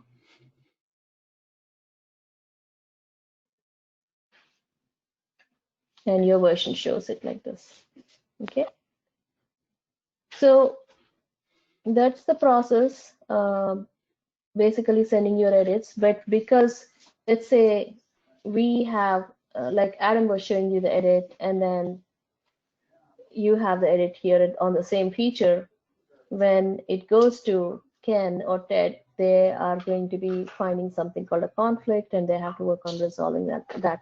And that's why we say don't edit in the same area, at least in the beginning of the time, so that you have like lesser conflicts to work on. Okay, so Okay.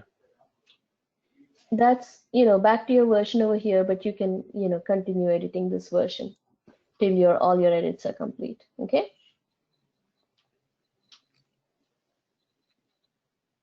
Any questions? No. Okay. I think we should move on to the next exercise. Which is repairing broken links or repairing broken data sources in an MXD. So we're gonna have to have Ted, we're gonna have to save this in his version and exit out so Ted can delete the version and we can open up our map again. Okay. Okay. So yeah, we could do that, which is exercise B.2.3, repairing broken data sources in an MXD. Okay. So let's say, for example, for some reason your version goes missing. Okay. And it could be missing for one reason is that somebody at a higher level or somebody deleted that version, even maybe you deleted the version, right? It could be a possibility. So then what happens, right? So we have to check that out. So I'm going to basically close this MXD right now. Let's Yes. save changes. Okay. Okay. Well, who would like to delete the version? Could we do it from here or do we need Ted to do it? I think Mike can delete it. I think I can delete it. Yeah. Yeah. Okay. You created it, you can delete it, certainly.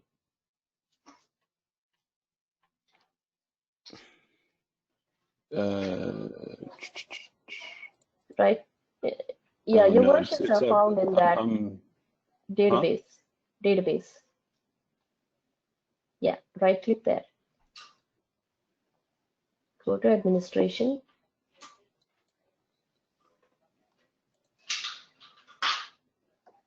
Right. So delete it? Mm-hmm. Okay. Okay. So now that you deleted the version, let's open up the MXD and see what happens.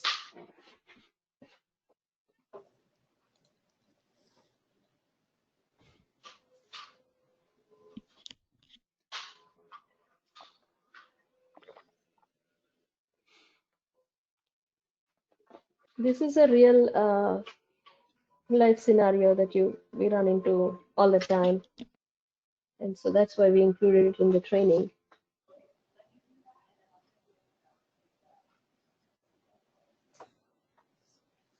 And you're going to run into it more often than not because you have versions, and your version, once you finish up the entire workflow of saving your edits and everything, and you get your edits get approved, they become part of your default version and everything. And at that point, it gets deleted.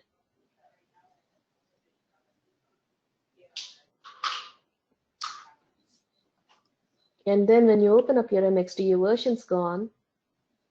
So your MXD will have broken links which need to be repaired. Which is also why it's taking so long to open. Okay. MXDs with broken links take longer. So Yeah. if you open up an MXD you got from some colleague who is not connected to your data, then when you open it, it takes longer. So the first thing to suspect would be like the broken links. Kind of reminds me of how when like have your cell phone, you're in an area of poor service, your phone will actually work harder to get a signal and deplete your battery faster. Yeah. It reminds me of that.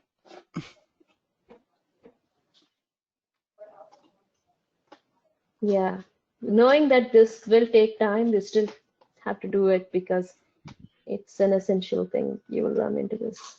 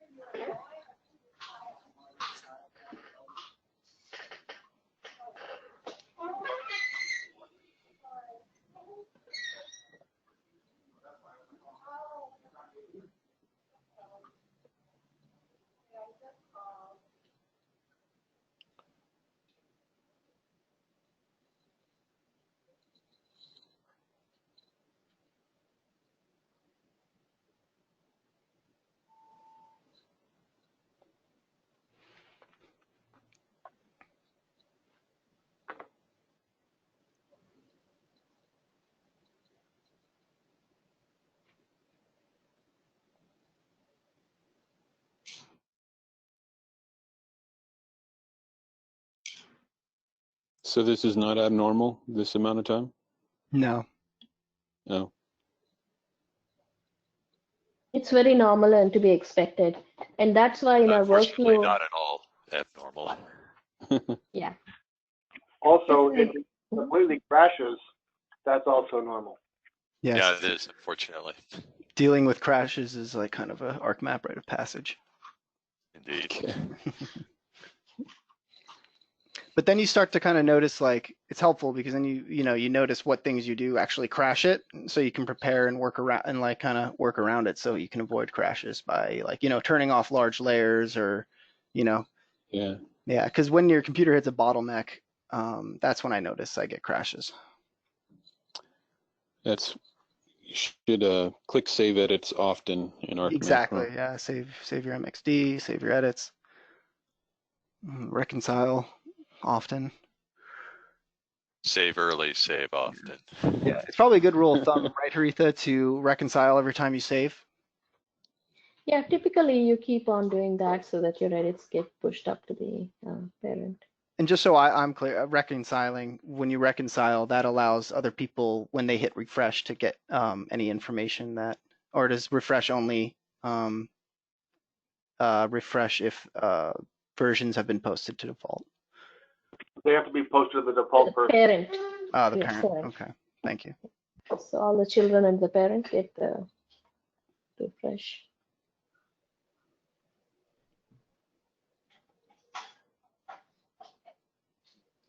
I'm trying this on my end too, and it's also taking a long time to load the MXD. Oh, you're doing the same thing on yours. Okay. Yeah, Let's see if this comes up faster. I think mine might be faster because I think it's a virtual, not an actual machine. It's a virtual machine in the server, right? And I just want to mention something about the next exercise is basically we have an as built called pw18.pdf. Do you have it, Michael? pw18.pdf? Not that I know of. Okay, I was able to load. Let me search my email for that. Mhm. Maybe someone sent it to me. Okay. If you don't, we can email it to you.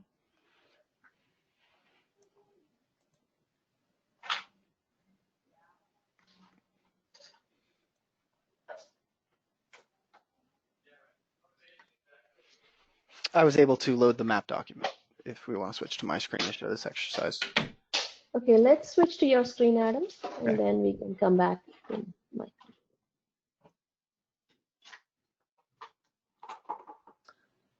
And yeah, I don't see that I have it. And also, just so you know, if you do send it, I got an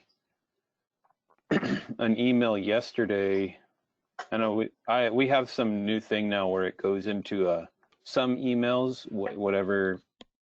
Mike, I don't know who Microsoft or our IT specs say they go into a quarantine, or emails that they suspect are spam.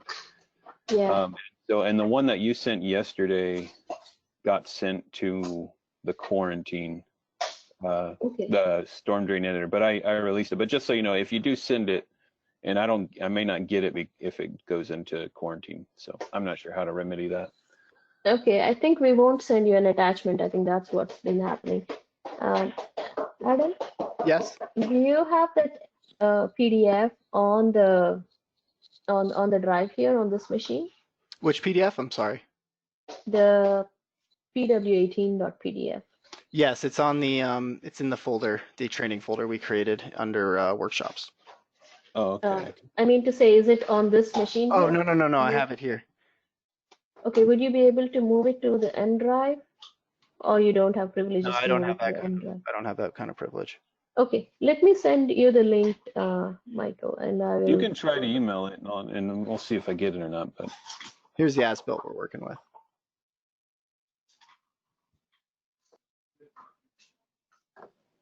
But if you'd like me to continue fixing broken links, or would you like me to wait? Let me. I think you should fix the broken links while I send this, and then we can. So you go ahead with showing how to fix those broken links. Okay. Is everyone? my computer finally caught up too. Okay, let's do it on yours then. I'll just watch you. Okay, you can do it along with me Either way. as well. All right. Yeah, I'll go along with you. Okay, so I like to look at the table of contents and list by sources. This kind of gives me a better idea of the layers that are being sourced incorrectly. And what I like to do is pick one that is prominent, is easy to find. So I usually go with mains or laterals or something like that, and I'll right click it, and I'll go to data, repair data source. This window pops up, and I can go into the stormwater feature data set. And then there's main right here, and I'll click add.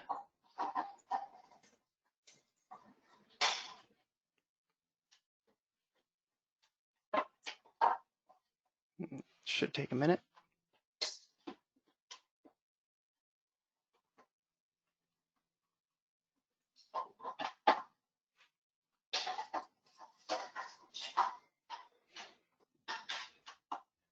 Great, it worked.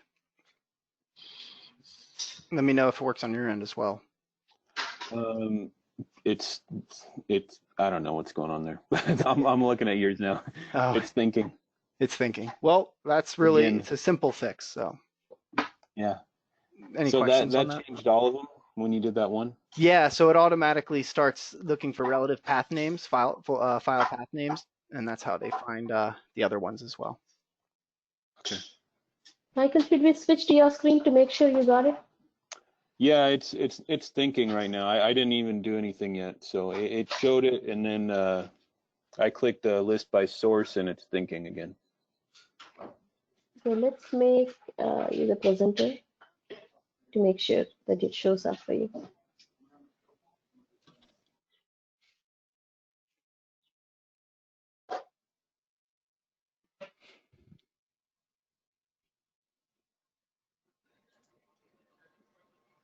Yeah, that's very informative.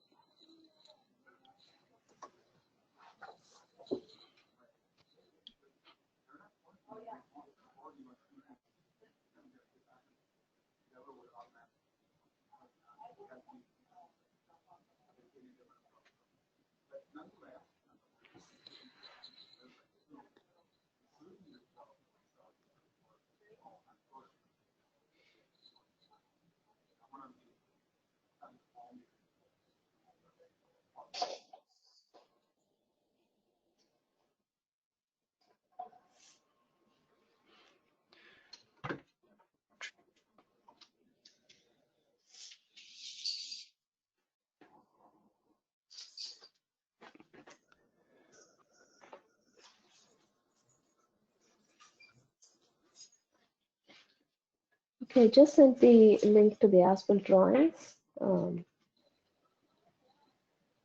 OneDrive. So That came through. Looks like. So you may have to click on the link and download it. So.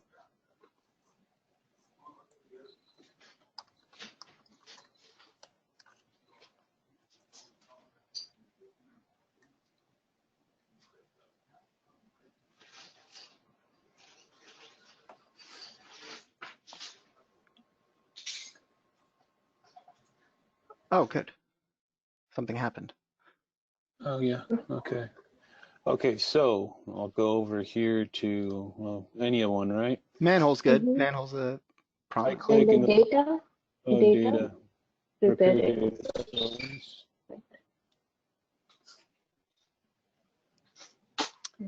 And I'll go back Mm-hmm. to stormwater and go manhole, add. Mm-hmm.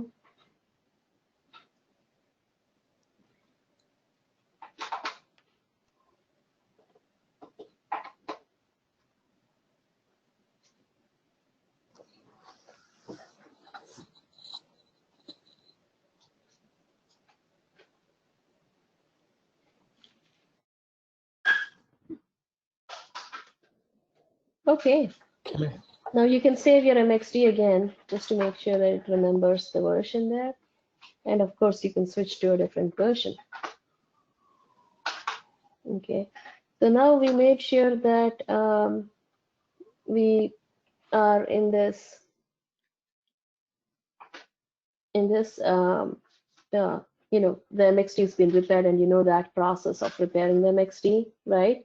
So Yes. should we move on to the next exercise and to digitize the new as-built plan PW18? Mm-hmm. Okay. Okay. So that's the as-built plan. Let's see, let Adam show this to us first, and then once he's done, we'll come and repeat it on a separate version in here, okay? Okay. Okay.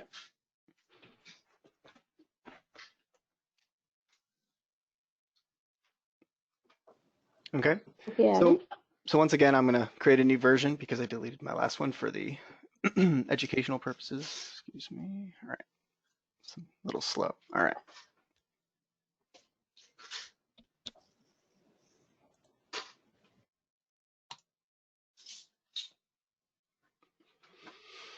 Okay, so on this as-built, let's see, there's no actual neighborhood, but I'm going to write, It's Main Plaza Development, so I don't know which neighborhood it would be. yeah, Just call it Main okay. Plaza right now. So, okay, and protected. Oh, excuse me. Okay, now I'll switch.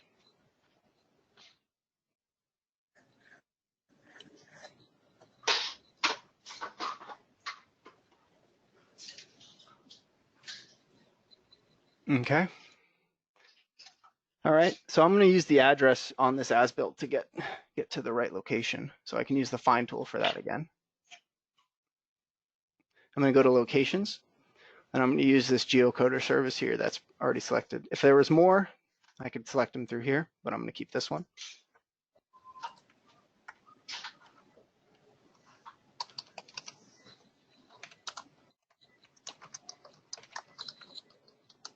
Okay. I'm just going to pan to it. I'm doing this along with you, or should I wait? You can do it along with me. You just tell me to slow down if you Okay. need me to. All right.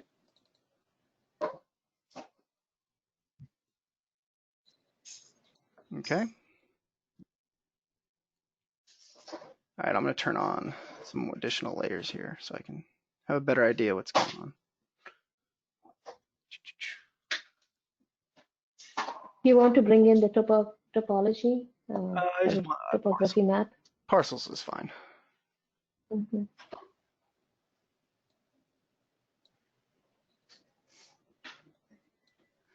Okay, here we go. All right, so the first thing I'm going to do is probably create this this manhole here. And that's about right here. I don't have any actual measurements for this, so start editing.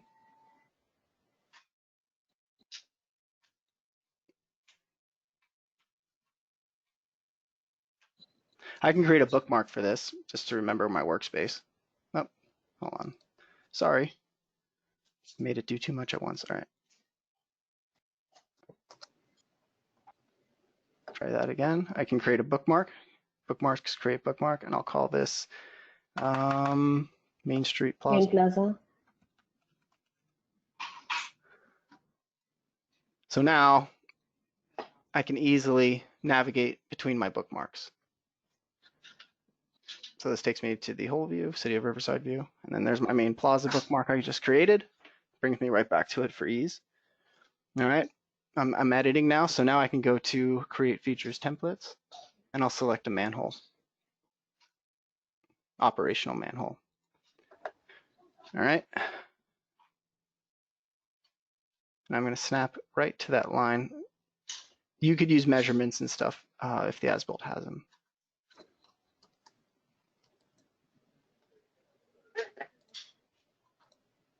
Okay, I've created that.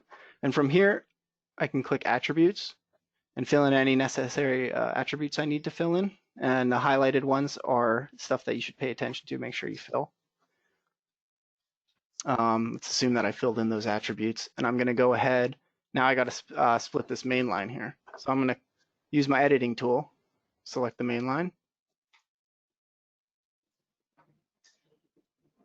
And then up here, with this selected, I have the split tool, which looks like this. And once again, I'm going to snap to the manhole I just created and click. All right, from here, I'm going to highlight these features, drag, and release. And I have the two mains I just created, and they have the same asset ID. So I'd have to pick one to erase the information from. So I'd probably use this one. And I would erase this for later because I'm going to have to use my asset ID tool to populate this information. And from here, I would fill in any other attributes I need to do. One second, let me find where I am. What are some attributes that you would need to be updated after a split? I can open this up again. This is one of the questions in the workbook. The upstream and downstream manholes would change. That's correct. The So link. that is, let's see, upstream and downstream asset ID. I think we're gonna, is the plan to have these filled in by attribute assistant, Haritha? That would be ideal. Yeah, I think our plan is, It can be automated. yeah. Right. Yeah, that's why I The, didn't highlight them because, sorry, Haritha, go ahead. No, it's okay. I was just saying the only reason why we didn't set the attribute assistant to, and I would say in this whole process, the toolbar was missing. So one of the things is that if you follow the quick guide, you would make sure that your toolbar would be on, right? So in the attribute assistant, we have not set it yet because the data was missing in your, so the data had to be basically populated. And then we can add it in here. If you go here, your attribute assistant, as long as it's on and working there, it's going to, I'm going to show you the dynamic table over here. And in this one, if you see where it says ward number, it's going to assign the ward number automatically. And then it's going to assign the map sheet number automatically. And we can include them in there, but there is one precondition it needs to meet, the upstream and downstream. So we will have to check that. Okay, and as far as we saw the last time, the data wasn't ready to do that, so that's why we didn't set that, but it can be set up. Okay, so. Okay. So from now, The elevation would be set if we have elevations for that middle point. you're checking for that? No, I'm saying that would need to be updated when you do that split as well as the elevation point and that there. Oh, that's correct. Yes. And the inverts of the pipes. And yeah, so there's a lot of updates that happen. If you actually went to the as-built again, Adam, Sure. is there any information in there? Not really. Elevation. Yep. Here's some elevation values. So you could take these right from the as-built. Mm-hmm. Yeah, you can take that and populate it, but it doesn't exactly say where it's splitting, so that's why he chose an arbitrary point. Yeah, But I if you chose had to create the between the. I tried to put it exact, as in the middle of these two lines as I could right here. right, yeah. But if you had a specific location, you could do that by we have instructions for that specifically in the user manual and how to create a manhole at a specific distance from a known location. Okay, so we can follow that, and if or for the next point that we create. Okay, so Adam, what's next in this?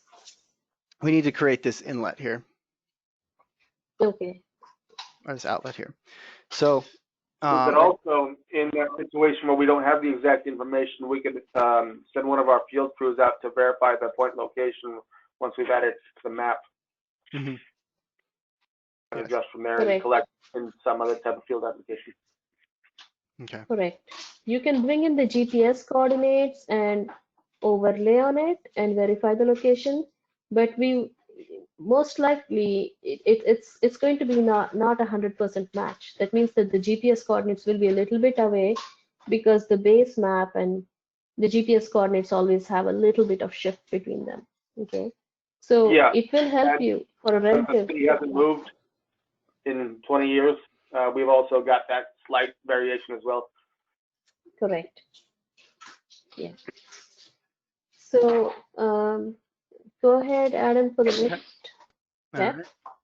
So now I'm going to create a catch basin on SD inlet that is located 18 feet east by 18 feet east by southeast and 18 feet northeast off this parcel corner.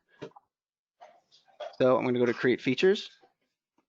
I'm going to catch basin under SD inlet. And then for my construction tools, I'm going to use point at end of line. And I'll zoom in here using the mouse wheel. And I'm going to snap to this point here. And I am going to click.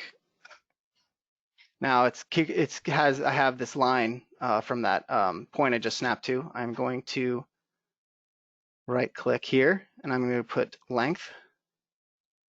I'll put 18. Now I have an 18-foot line that I can put in any direction, but I'm just going to snap it to this line.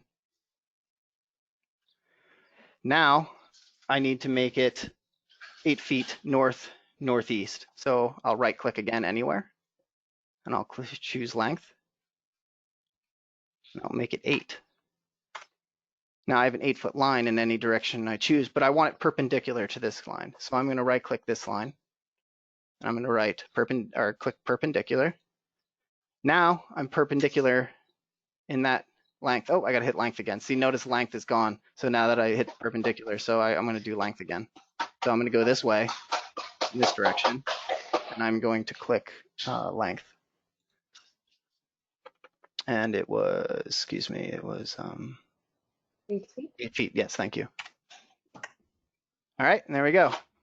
And I'm going to right click and I'm going to finish sketch. And there's my catch basin inlet at the specified coordinates that I wanted. So now from here I can rotate it the right direction. So I'll click this rotate tool up here with this selected. I can just rotate that to a direction I want. Yeah. And you'll notice now that this is selected and I've rotated it, I can hit this attributes, and you'll notice that the symbol rotation field has been automatically updated that way. All right. So now I'm going to create the section of mainline that connects these two features. And if you notice, it goes straight, and then after it leaves a property line, it has a bend to it. So I'm going to go to create feature templates. And I'm going to choose mainline, City of Riverside operational. Let me get to my cleric spot in the, all right. I'm going to use the default construction tool, line tool, and I'm going to snap to this point. So this created the first vertex of my main line. So I'm going to right click the southern parcel boundary because I want it, for when it's straight, I want it parallel to this line. So I'm going to right click parallel. And I can move parallel in these directions. So let's see, so 26th. So I can actually, if you look down here in this part of the window, it's actually displaying information of the line I'm creating. So if I wanted to see how long it was to this edge, I know it's 17.9 feet. I'm going to enter a distance actually, and I'm going to put 26.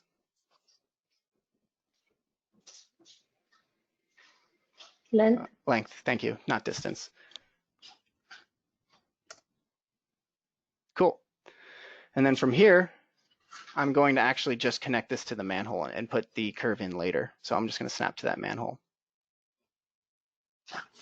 All right, and then right click, finish sketch. Give it a second. Okay, now you can see I actually created two features here because the Kogo, there's Kogo fields active in this layer. Let me just go to the main layer real quick. Open up the attribute table. Actually, I can just do it from here because I have them selected. And you see these Kogo fields here are active, and that prevents me from creating a line with vertexes in it. So I'm actually going to have to merge this if I want this to be one segment. All right, so I'm going to ensure that I only have two features selected, and I do. I have these two mains selected. That's okay. I don't have to remove anything. And I'm going to go up to Editor. I'm just going to click Merge. From here, I can select which attributes the merge feature will take. So I created this line first, so I want it to take those attributes. Okay. You see that my line has been merged. And then from here, I only have one feature selected, and I can update the attributes. Like this is I think a 18-inch main.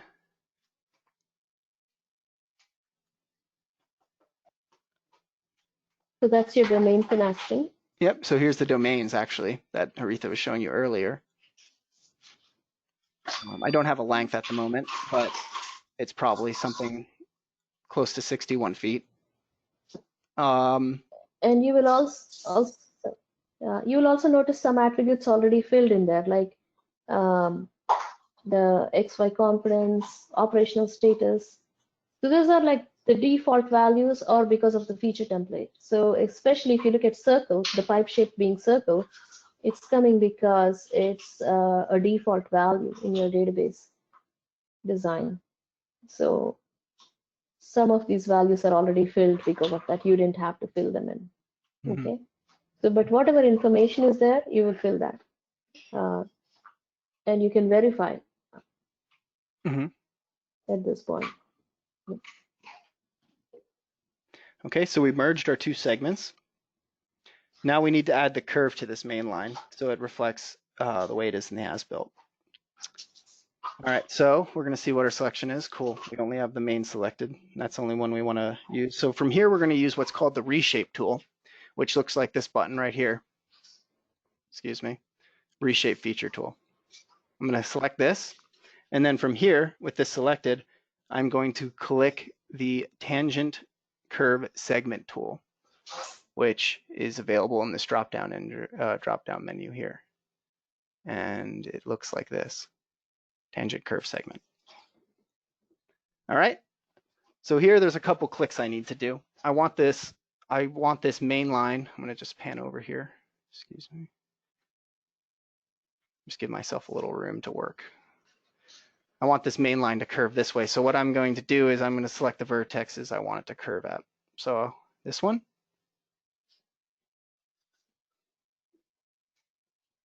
and this one. Now that I got that selected, I can use my cursor to kind of manipulate this curve here. All right, this looks good to me. I'm gonna click. Gives me a, and then I'm just gonna right click, finish sketch. And there you go. I have the curve. Now, if you have the information, you can use the Kogo windows and then Kogo tools and give that specific exact information. But I don't think we had that much of definition in there as well for this line. We plan on going over Kogo at some point, right, Haritha? Yeah. That's correct. Okay, so we'll save that for later, Kogo. Right. Today we just want to get the basics of the editing in there, and once the editors are comfortable, then it's a little bit more advanced than this. So, Adam, there is a little bit of cleanup we have to do, right? Yes. You see that red point? Exactly. Yeah. So that's something. It serves no purpose because the line had been merged and extended. So you would want to select that line.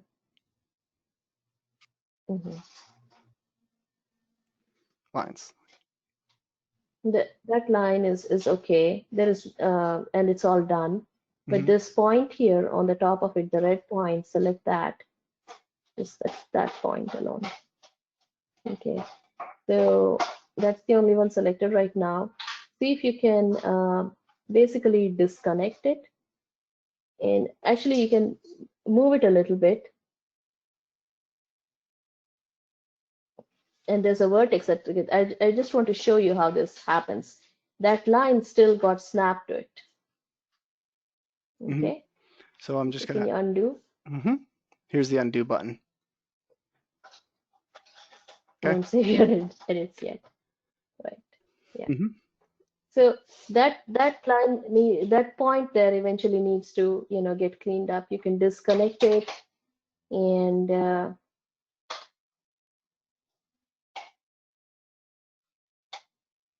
so now it moves without moving everything, but there is one more point that gets created. So this is something we'll teach you a little bit later as to how to clean this up, but basically be aware that these points get created. Okay. Let's you can stop your edit or undo this basically. We'll talk about this toolbar a little bit later. Okay, we just want to make sure that you're able to make the edits so far. Okay, is this basically all the edits that we have today? Adam? Yeah. As far as this exercise is concerned? Yeah, the only thing I was going to show them was how to flip the line. If they needed to. Yeah, this line does the need direction of the line need to be? No, it doesn't, but in case they drew a line backwards, I was just going to show them how that's done. Okay. Okay. Let's show that right now. Yeah. Okay. So let's say you have a line digitized in the wrong direction. This line is digitized in the correct direction, but just for an example, I'm going to show you. So I'm going to select this line. And then from here, sorry, I'm going to select it even more. And then from here, I'm going to go to this Edit Vertices tool. Now it's hard to see, but I actually have the vertices displayed here. I can actually click and move these things and manipulate this line. But what I'm going to do is from here, once I've have the Edit Vertices activated, I'm going to right click the line and I can flip it. See, now the direction of digitization has been flipped. Just in case you lay down a line in the wrong direction, you don't have to erase it and start over. You can easily flip it. So I'm just going to flip it back. All right, that's it. Okay, any questions so far? No, that was good. No. Okay. Let's then switch to Michael and see where you're at, Michael. Yeah, I stopped my own thing and started paying more attention. So. Okay. But I put in the manhole, but I still need to split the line. Okay. Yeah. So from here, So I have the, yeah, go ahead. You can go to View by Selection in your table of contents. Left, there you go. And I would unselect everything but the main line.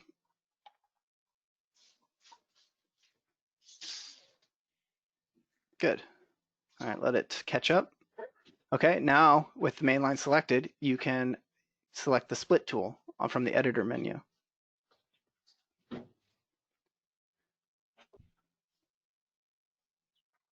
Perfect. Click here, right? Yep, snap to the manhole and click. There you go. Now you can drag and highlight those 3 items there if you like. Yeah, with that tool, the tool you have selected is fine. Yep, there, little box, perfect. Yep, and now click the attributes. Yep, and then you can go perfect. Yep. Okay. Mm-hmm. And so, yeah, we would, wait, did we say this was done automatically, or this is something we need to do? It will be. It will be done. Okay. We want to add that to the attribute assistant tool. We'll let you know when that's done. But we need to, yeah, we need to delete the asset ID of this one. Yeah, because your SPL ID tool that we created, it targets features where that's blank, exactly. Okay. And the length will change as well. Mm-hmm. Or will it? It will, because now it's reflecting the length of that individual segment. Oh, but it did that You'd want it automatically. to. Okay. It didn't automatically change. That's correct. Yeah. Okay. Anything else to do in here? The inverts would change. A lot of things. Yeah. A lot of things would have to change. Your fields aren't highlighted. We'll make sure you get the highlighted fields as well. But that's not set up at this point for you. It's an MXD setting. Can you show Adam right now how you do that? So we will show it to you so that you can. Okay. Click the on table of contents. Just click the regular layers view, all the way to the left. Okay. Now pick. Let's do main. Let's do SD main. Go down there, click that, and right click and properties. All right, and go to fields tab. And then, all right, from here, you'll see object ID. Yep, exactly. So you don't want object IDs highlighted. You only want to highlight fields that you're going to need to manually change. So this is where you do that. So pipe length would be a good one. And then just make it highlight yes. I don't think you can't, unfortunately, you can't select them all at once. No, you can't. Yeah, so you have to do one at a time. I'm sorry, but this is how you do that. And that's why we'll give you the MXD we set up, but we just want to show you how it's done. Yeah, so we left some of these blank. Yeah. Okay. Okay. If you click apply, it should show up. You might need to refresh your attributes panel, so you can click OK, and then just refresh. Click in and out. Oh yeah, did it work? No. Yeah, maybe just reset the selection and try again. Hold on. Can I? You need to unselect everything. Yeah. There you go. Let's go to main again. There you go. See, there's your highlighted fields. Easy. Mm-hmm. Okay. And you see the ones that are green color there? The green highlights, they're saying that it's coming because of your feature templates, because of feature templates depend on the symbol, because of you pick the feature template with the symbology, so it's automatically coming. Okay. Yeah, so if you change any of those green fields, it'll actually reflect the symbology on your map. Okay. So now I need to create the catch basin? That's correct. Yes.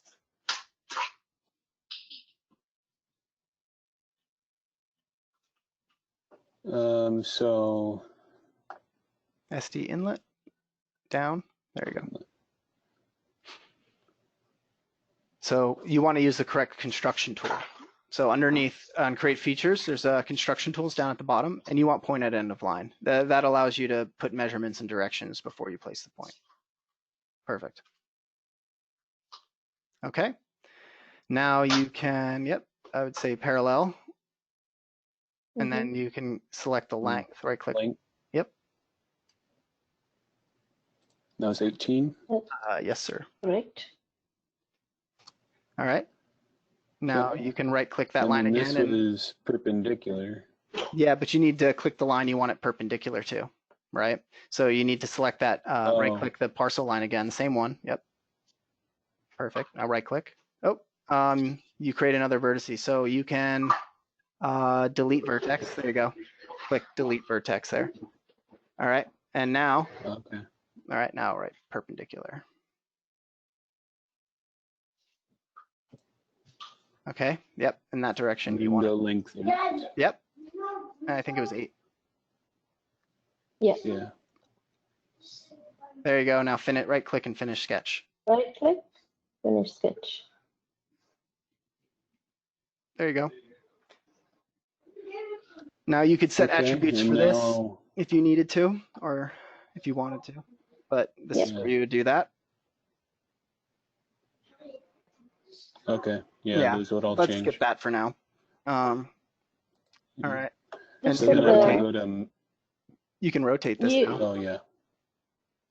you can, otherwise, yeah, you can rotate it now so that you know relatively, or you can also rotate it after you create the line so Mhm. that you know exactly how it's going. Okay.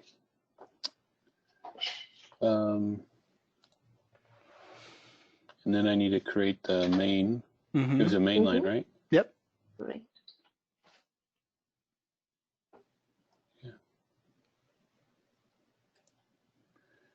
And so here I'm going parallel with Mhm. this line.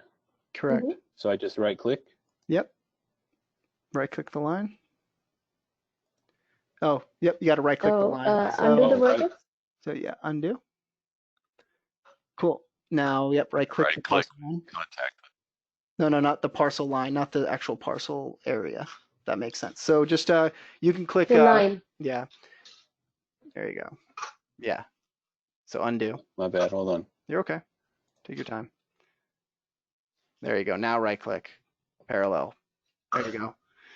And now why don't you put a length of I think I measured it out and it ended up being 26. 26. Yep. All right. And then now you can just snap to the manhole. Right click.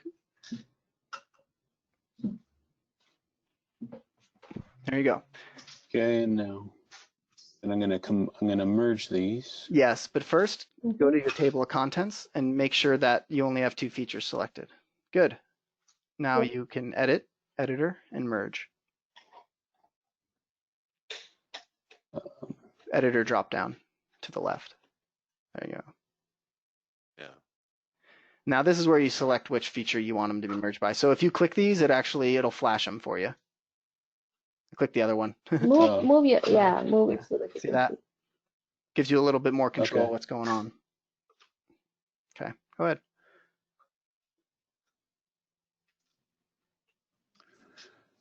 Takes a minute, but Yep. it's done. Okay. Now reshape.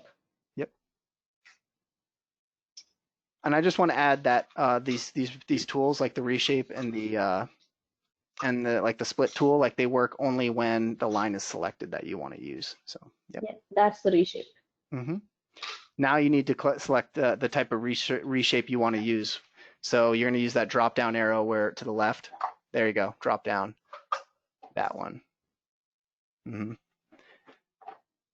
And you start off with the. Yeah. So click that first. What do I do? Yep. Should we start? Yep, right there. Mm-hmm. Yeah. Now click the manhole. Now you've basically selected the area that you want to resegment, right? Now click if you haven't yet. All right, there you go. Yeah. And you just give it the proper bend and click. Now move the cursor. Right click anywhere. Finish sketch. There you go. Okay. Okay. So should we get rid of that network junction? I think we should. Lata? Yes. Go ahead and Unselect the line. disconnect. Yeah.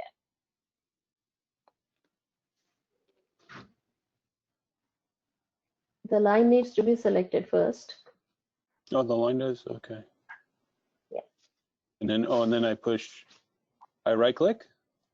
No, No, I come over here. For the geometric network toolbar, the second tool that says disconnect. Okay. Okay, and now select the point and then just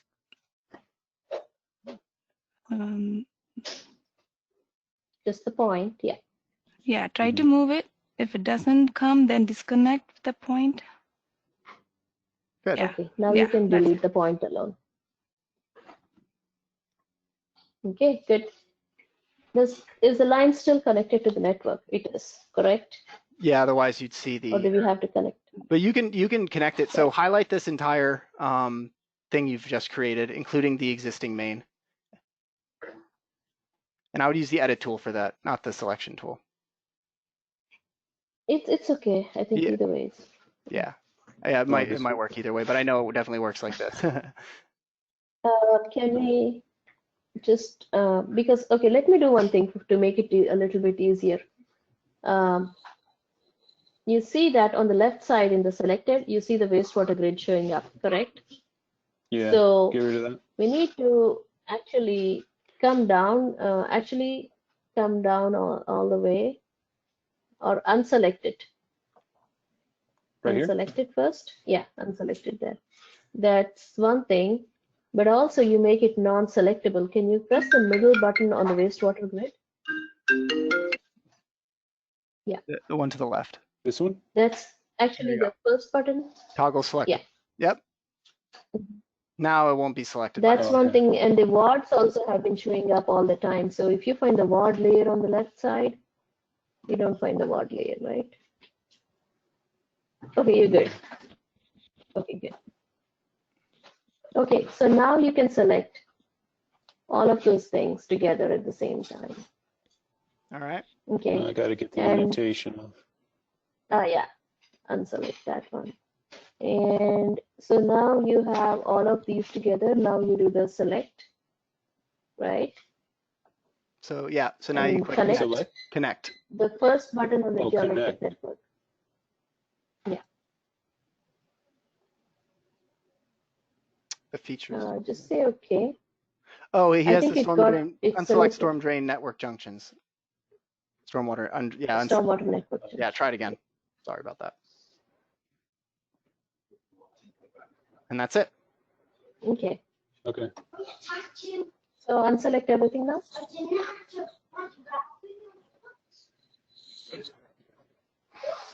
Okay, hang on 1 second. We want to make sure. Okay, that looks good. Okay. Good. Anything else in this editing here? We could do a trace. Find disconnected.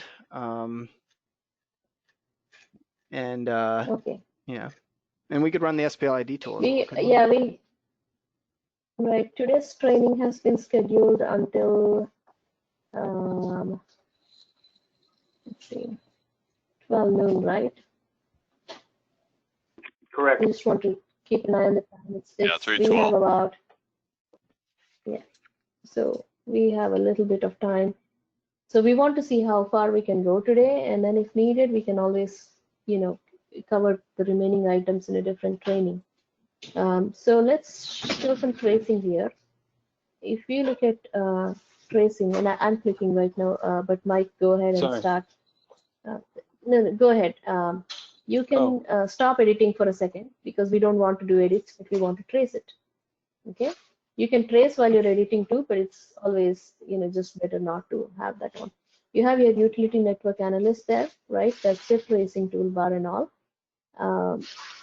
And you want to, let's say, trace upstream from this location that you have, from this location that you created. Okay. So what you can, there's different traces that are available over here. If you go here in options, you can say trace on selected features or unselected features and all of these. I'll leave it at the defaults, but I would say that my results they show up in red color normally. Otherwise, you can make it a selection. Okay, let's use this one. It's okay to use it. And the basics of tracing are, you can set something called a flag. You can have a junction flag. That means you put it on a junction point, or you can have an edge flag. So I can say, let me say I want to trace on the edge. I'll say I want to trace from here, but I don't want to trace your entire network for sake of time and keeping things a little bit streamlined. I would trace it only up to a certain point in your network. So I will say, let's trace until here. So I'll put a barrier up here for now. Okay, a barrier will stop the trace. And the simplest of all traces, find connected. Then you run this. So you see, when you trace, it says, oh, all of these are connected. Okay. So there are other traces that can also be done. You can say find upstream or find downstream or things like that. And it depends on the different kind of digitization direction and everything, if it's already been set in your data or not. Okay. Yeah. So for example, because we put a barrier here, it's obviously going to say, stop it there. But instead of find connected, you could also use find trace upstream.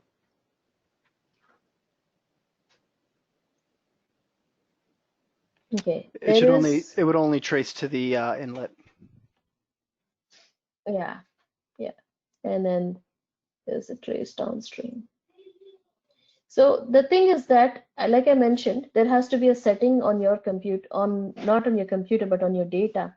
If the flow direction, digitization direction is enabled, then you can do these traces. But otherwise, you can definitely do find this.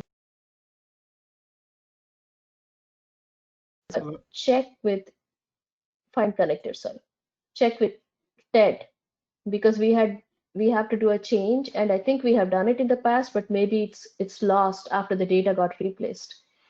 Okay, to do the upstream and downstream traces. But at least you know for sure you can do find connected to make sure that your network is connected. Okay. Okay. If I say clear barriers, that barrier will be gone. But when you do this, it's going to trace your longer. And this isn't bad. Actually, I think this line only runs till a certain portion, and then it's not connected to anything else. I mean, it's clearly somewhere the data needs to be fixed for sure. Normally, your entire network is supposed to be connected some way or the other. So there are data gaps that will need to be filled eventually when you're editing the data and then fixing things. So, but for now, when you remove the barriers and ask it to trace, it will trace till here. Now, if you go and say, and this is going to be very useful, if you go to the options and say you want to have the results as a selection, apply, okay, you trace again.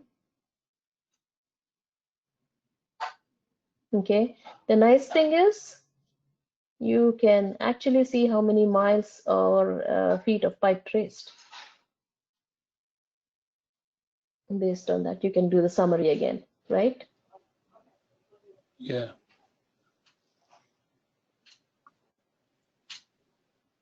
So that will give you the total length of pipe that's connected there. Okay. So we will check with TED, because there is a setting that needs to be done, and it needs to be done at a higher, like at the default level of the data, and then it needs to be done. We have done that, but again, your data had changed after we had, I believe, okay, for doing the tracing on upstream and downstream. Okay. Okay. Okay. And that's also the setting where we were saying to populate the upstream and downstream manholes automatically. That setting also needs to be in place for that. Okay. A few things we would like to show you while you were editing. If you look at this, data, the attributes that you have that get automatically populated over here.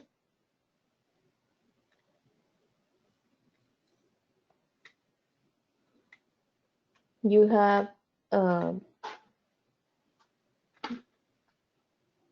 last editor, create date, created by, those all get populated, right? We have seen that before.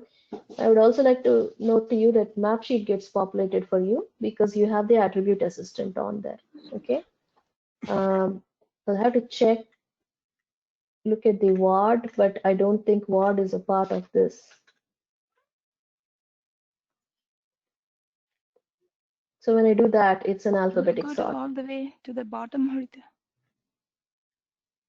Okay, yeah, ward hasn't been, but we will, I think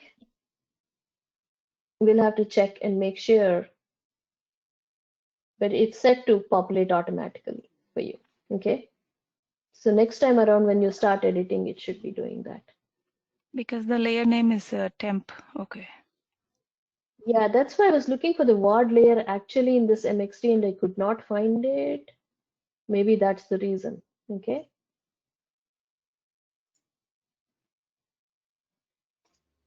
It's in the temp layer, isn't it?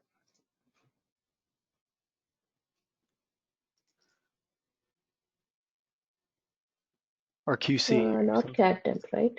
QC. Yep.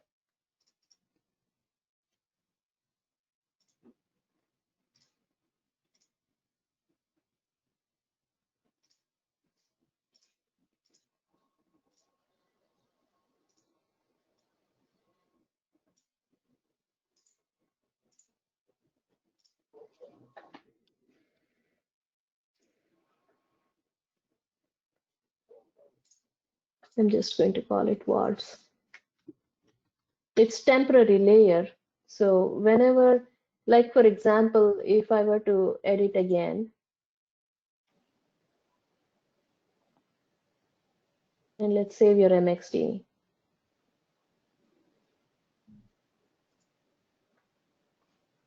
And if you were to,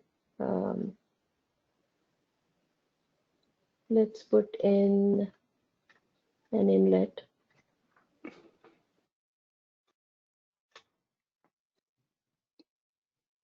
Or a manhole.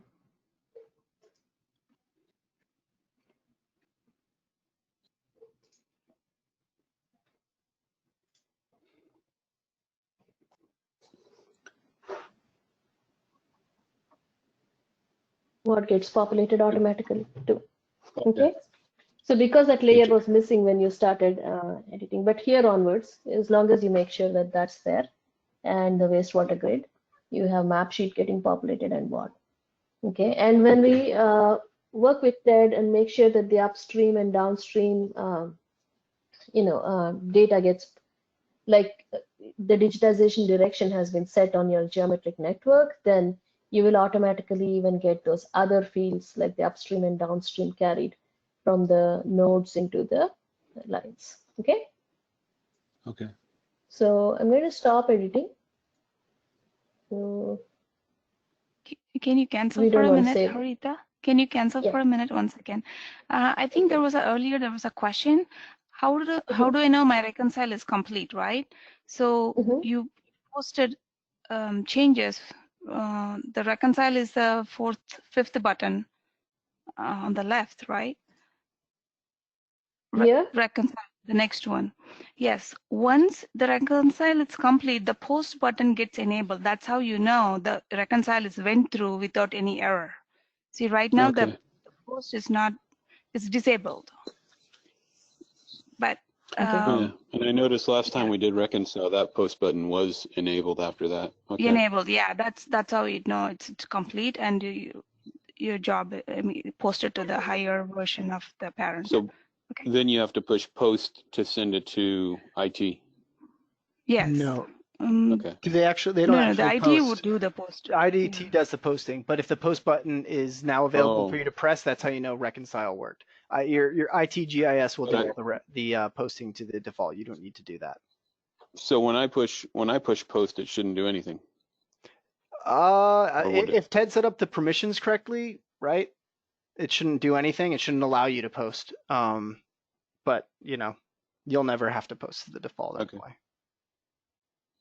Yeah, default posting to default should be left at least at the beginning for Ken and Ted.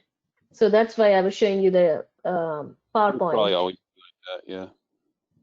Yeah, with the process. But Latha is Okay. right. If that button, sorry, if that button is available, you know reconcile worked properly.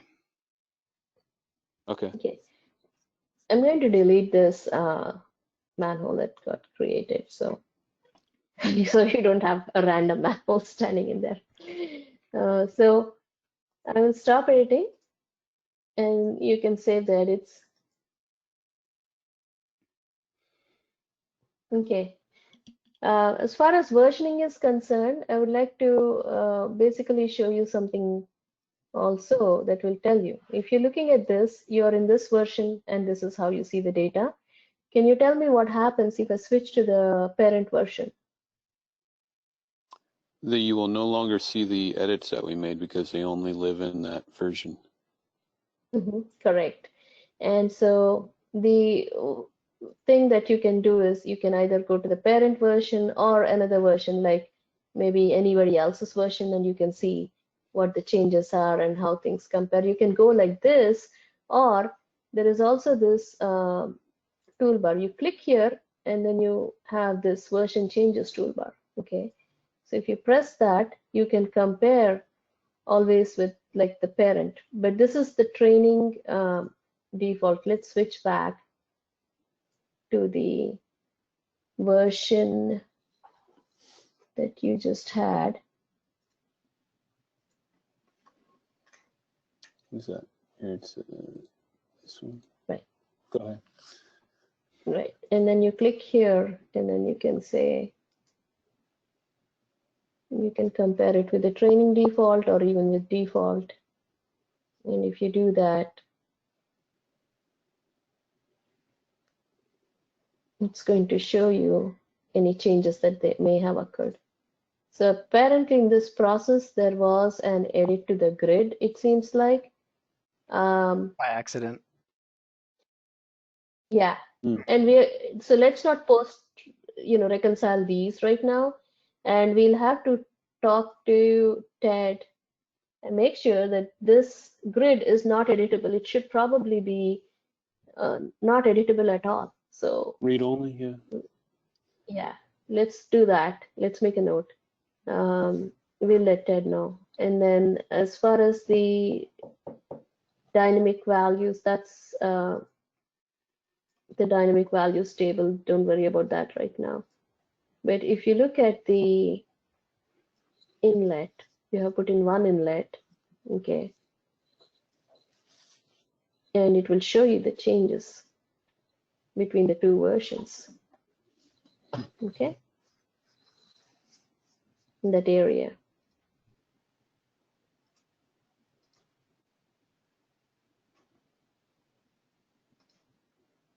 So this is how you can see the differences between the versions, okay. So any questions? No, that's good. Okay. Yeah, you can also like you have the different versions being displayed over here, and so that's how you know which side is showing you what. Okay. As far as the training exercises go, the next training exercise we had was for, so we just finished this one where we used the plan PW18 to update the data. And we also have QC, but I would like to address the QC in a different session because it's not enough time today. We only have like about 7 minutes. Would you like to see anything else today? Do you have any questions so far?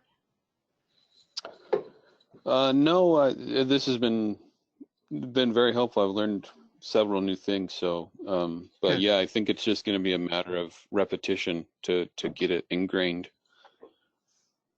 Yeah.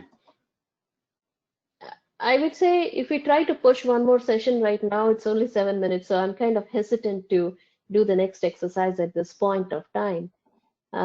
So what I would like you to do, what I would like you to do is on your own time later on, when you find time, and it's important to finish it in the next week or so, if you can finish up the remaining exercises. Abandoning facilities is the last one that we have there. So where did we leave select off on B?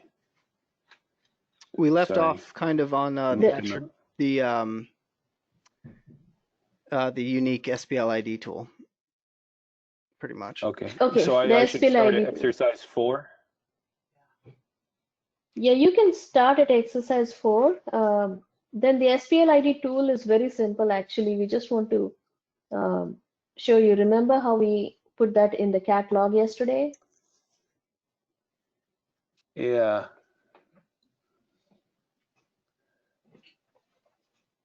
Yeah, it's in, sorry, took it. So that's where it is. There is nothing you have to do for this. You just need to double click and it will run for you. Okay. But that's basically what it is. Sorry. Yeah. There is nothing to do. It's just as simple as that. Lata, is it okay to click OK right now? Yeah, let's test it out. Let's click OK. Because yesterday we set up the. I think for the Elijah, we need to do it. Okay.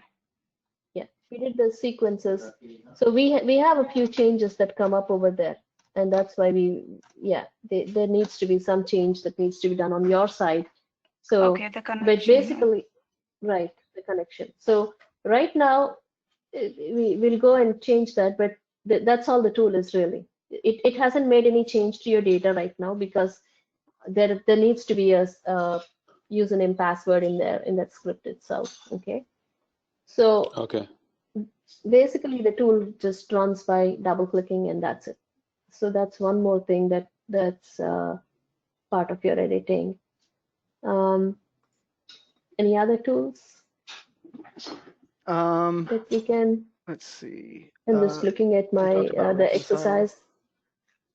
No, it just we kind of we kind of just leave off on a quick data. After this is just a quick data reviewer check, and then we go into abandoning facilities. Okay. So as far as data reviewer is concerned, we will cover that in a separate session, and maybe it will actually contain more. Like tomorrow, we'll see how we will be like if we have any time towards the end, because today you have seen we've gone through like just the editing. Tomorrow's session may go even a little bit faster. We'll jump straight into exercises. We'll skip the PowerPoint mostly because we have covered most of the material there. And is there any new editors joining in for tomorrow's session, or is it the same team? I think it's the same, is it, Elijah? I believe it's just the same group here.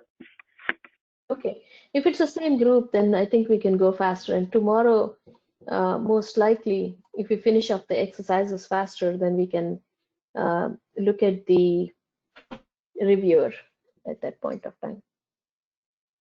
Okay. I think somewhere around and the last hour can be the reviewer.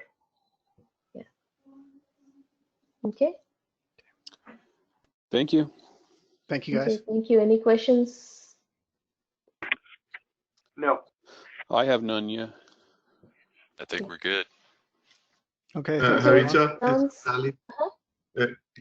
Guys, quickly, are you okay with this pace and this approach with respect to what Harita and Adam and Lata have done? Is this okay pace? I am. Yeah, I'm okay with it. I am personally. Yeah. Okay. Michael's the main one, so. Okay. All right. Thank you, guys. Yeah, good work. Thank you. Bye, everyone. All right. Bye. Bye, everyone. Thank you. Bye. Thank you. Michael? Yes, thank you. Okay, the editing has stopped, right? So you can close the MXT. Yeah, that's it. Yeah. Okay. Yeah, I'll just save this MXD. Yeah. Hi, Okay. Ken, I have a question. For the SQL connection, would Ted be the right person to contact to get the password and the username? Yes, he's the one that's been in control of all of Yesterday that. yesterday we were trying to create the sequence, so that information is needed. That's okay. Then I'll just email. Yeah, just him. contact Ted, CC me, because he doesn't always remember to inform me of everything. So, I mean, Sure, he tries, I'll do but that. just nobody can keep track of everything. Yeah, sure. Thank you, Ken. I'll do All right, that. thank you. Okay, bye. Okay, Bye. Lata, Thank you. remember the enabling the network, the digitization direction. That also we Oh, need to okay. do again. The storm. Because Okay. that needs to be done at the default level, so that's why we couldn't do it now. You do the So upstream we need to work tracing. with Yeah. Ted on it. Okay. Okay, thank you, everyone. Thank you.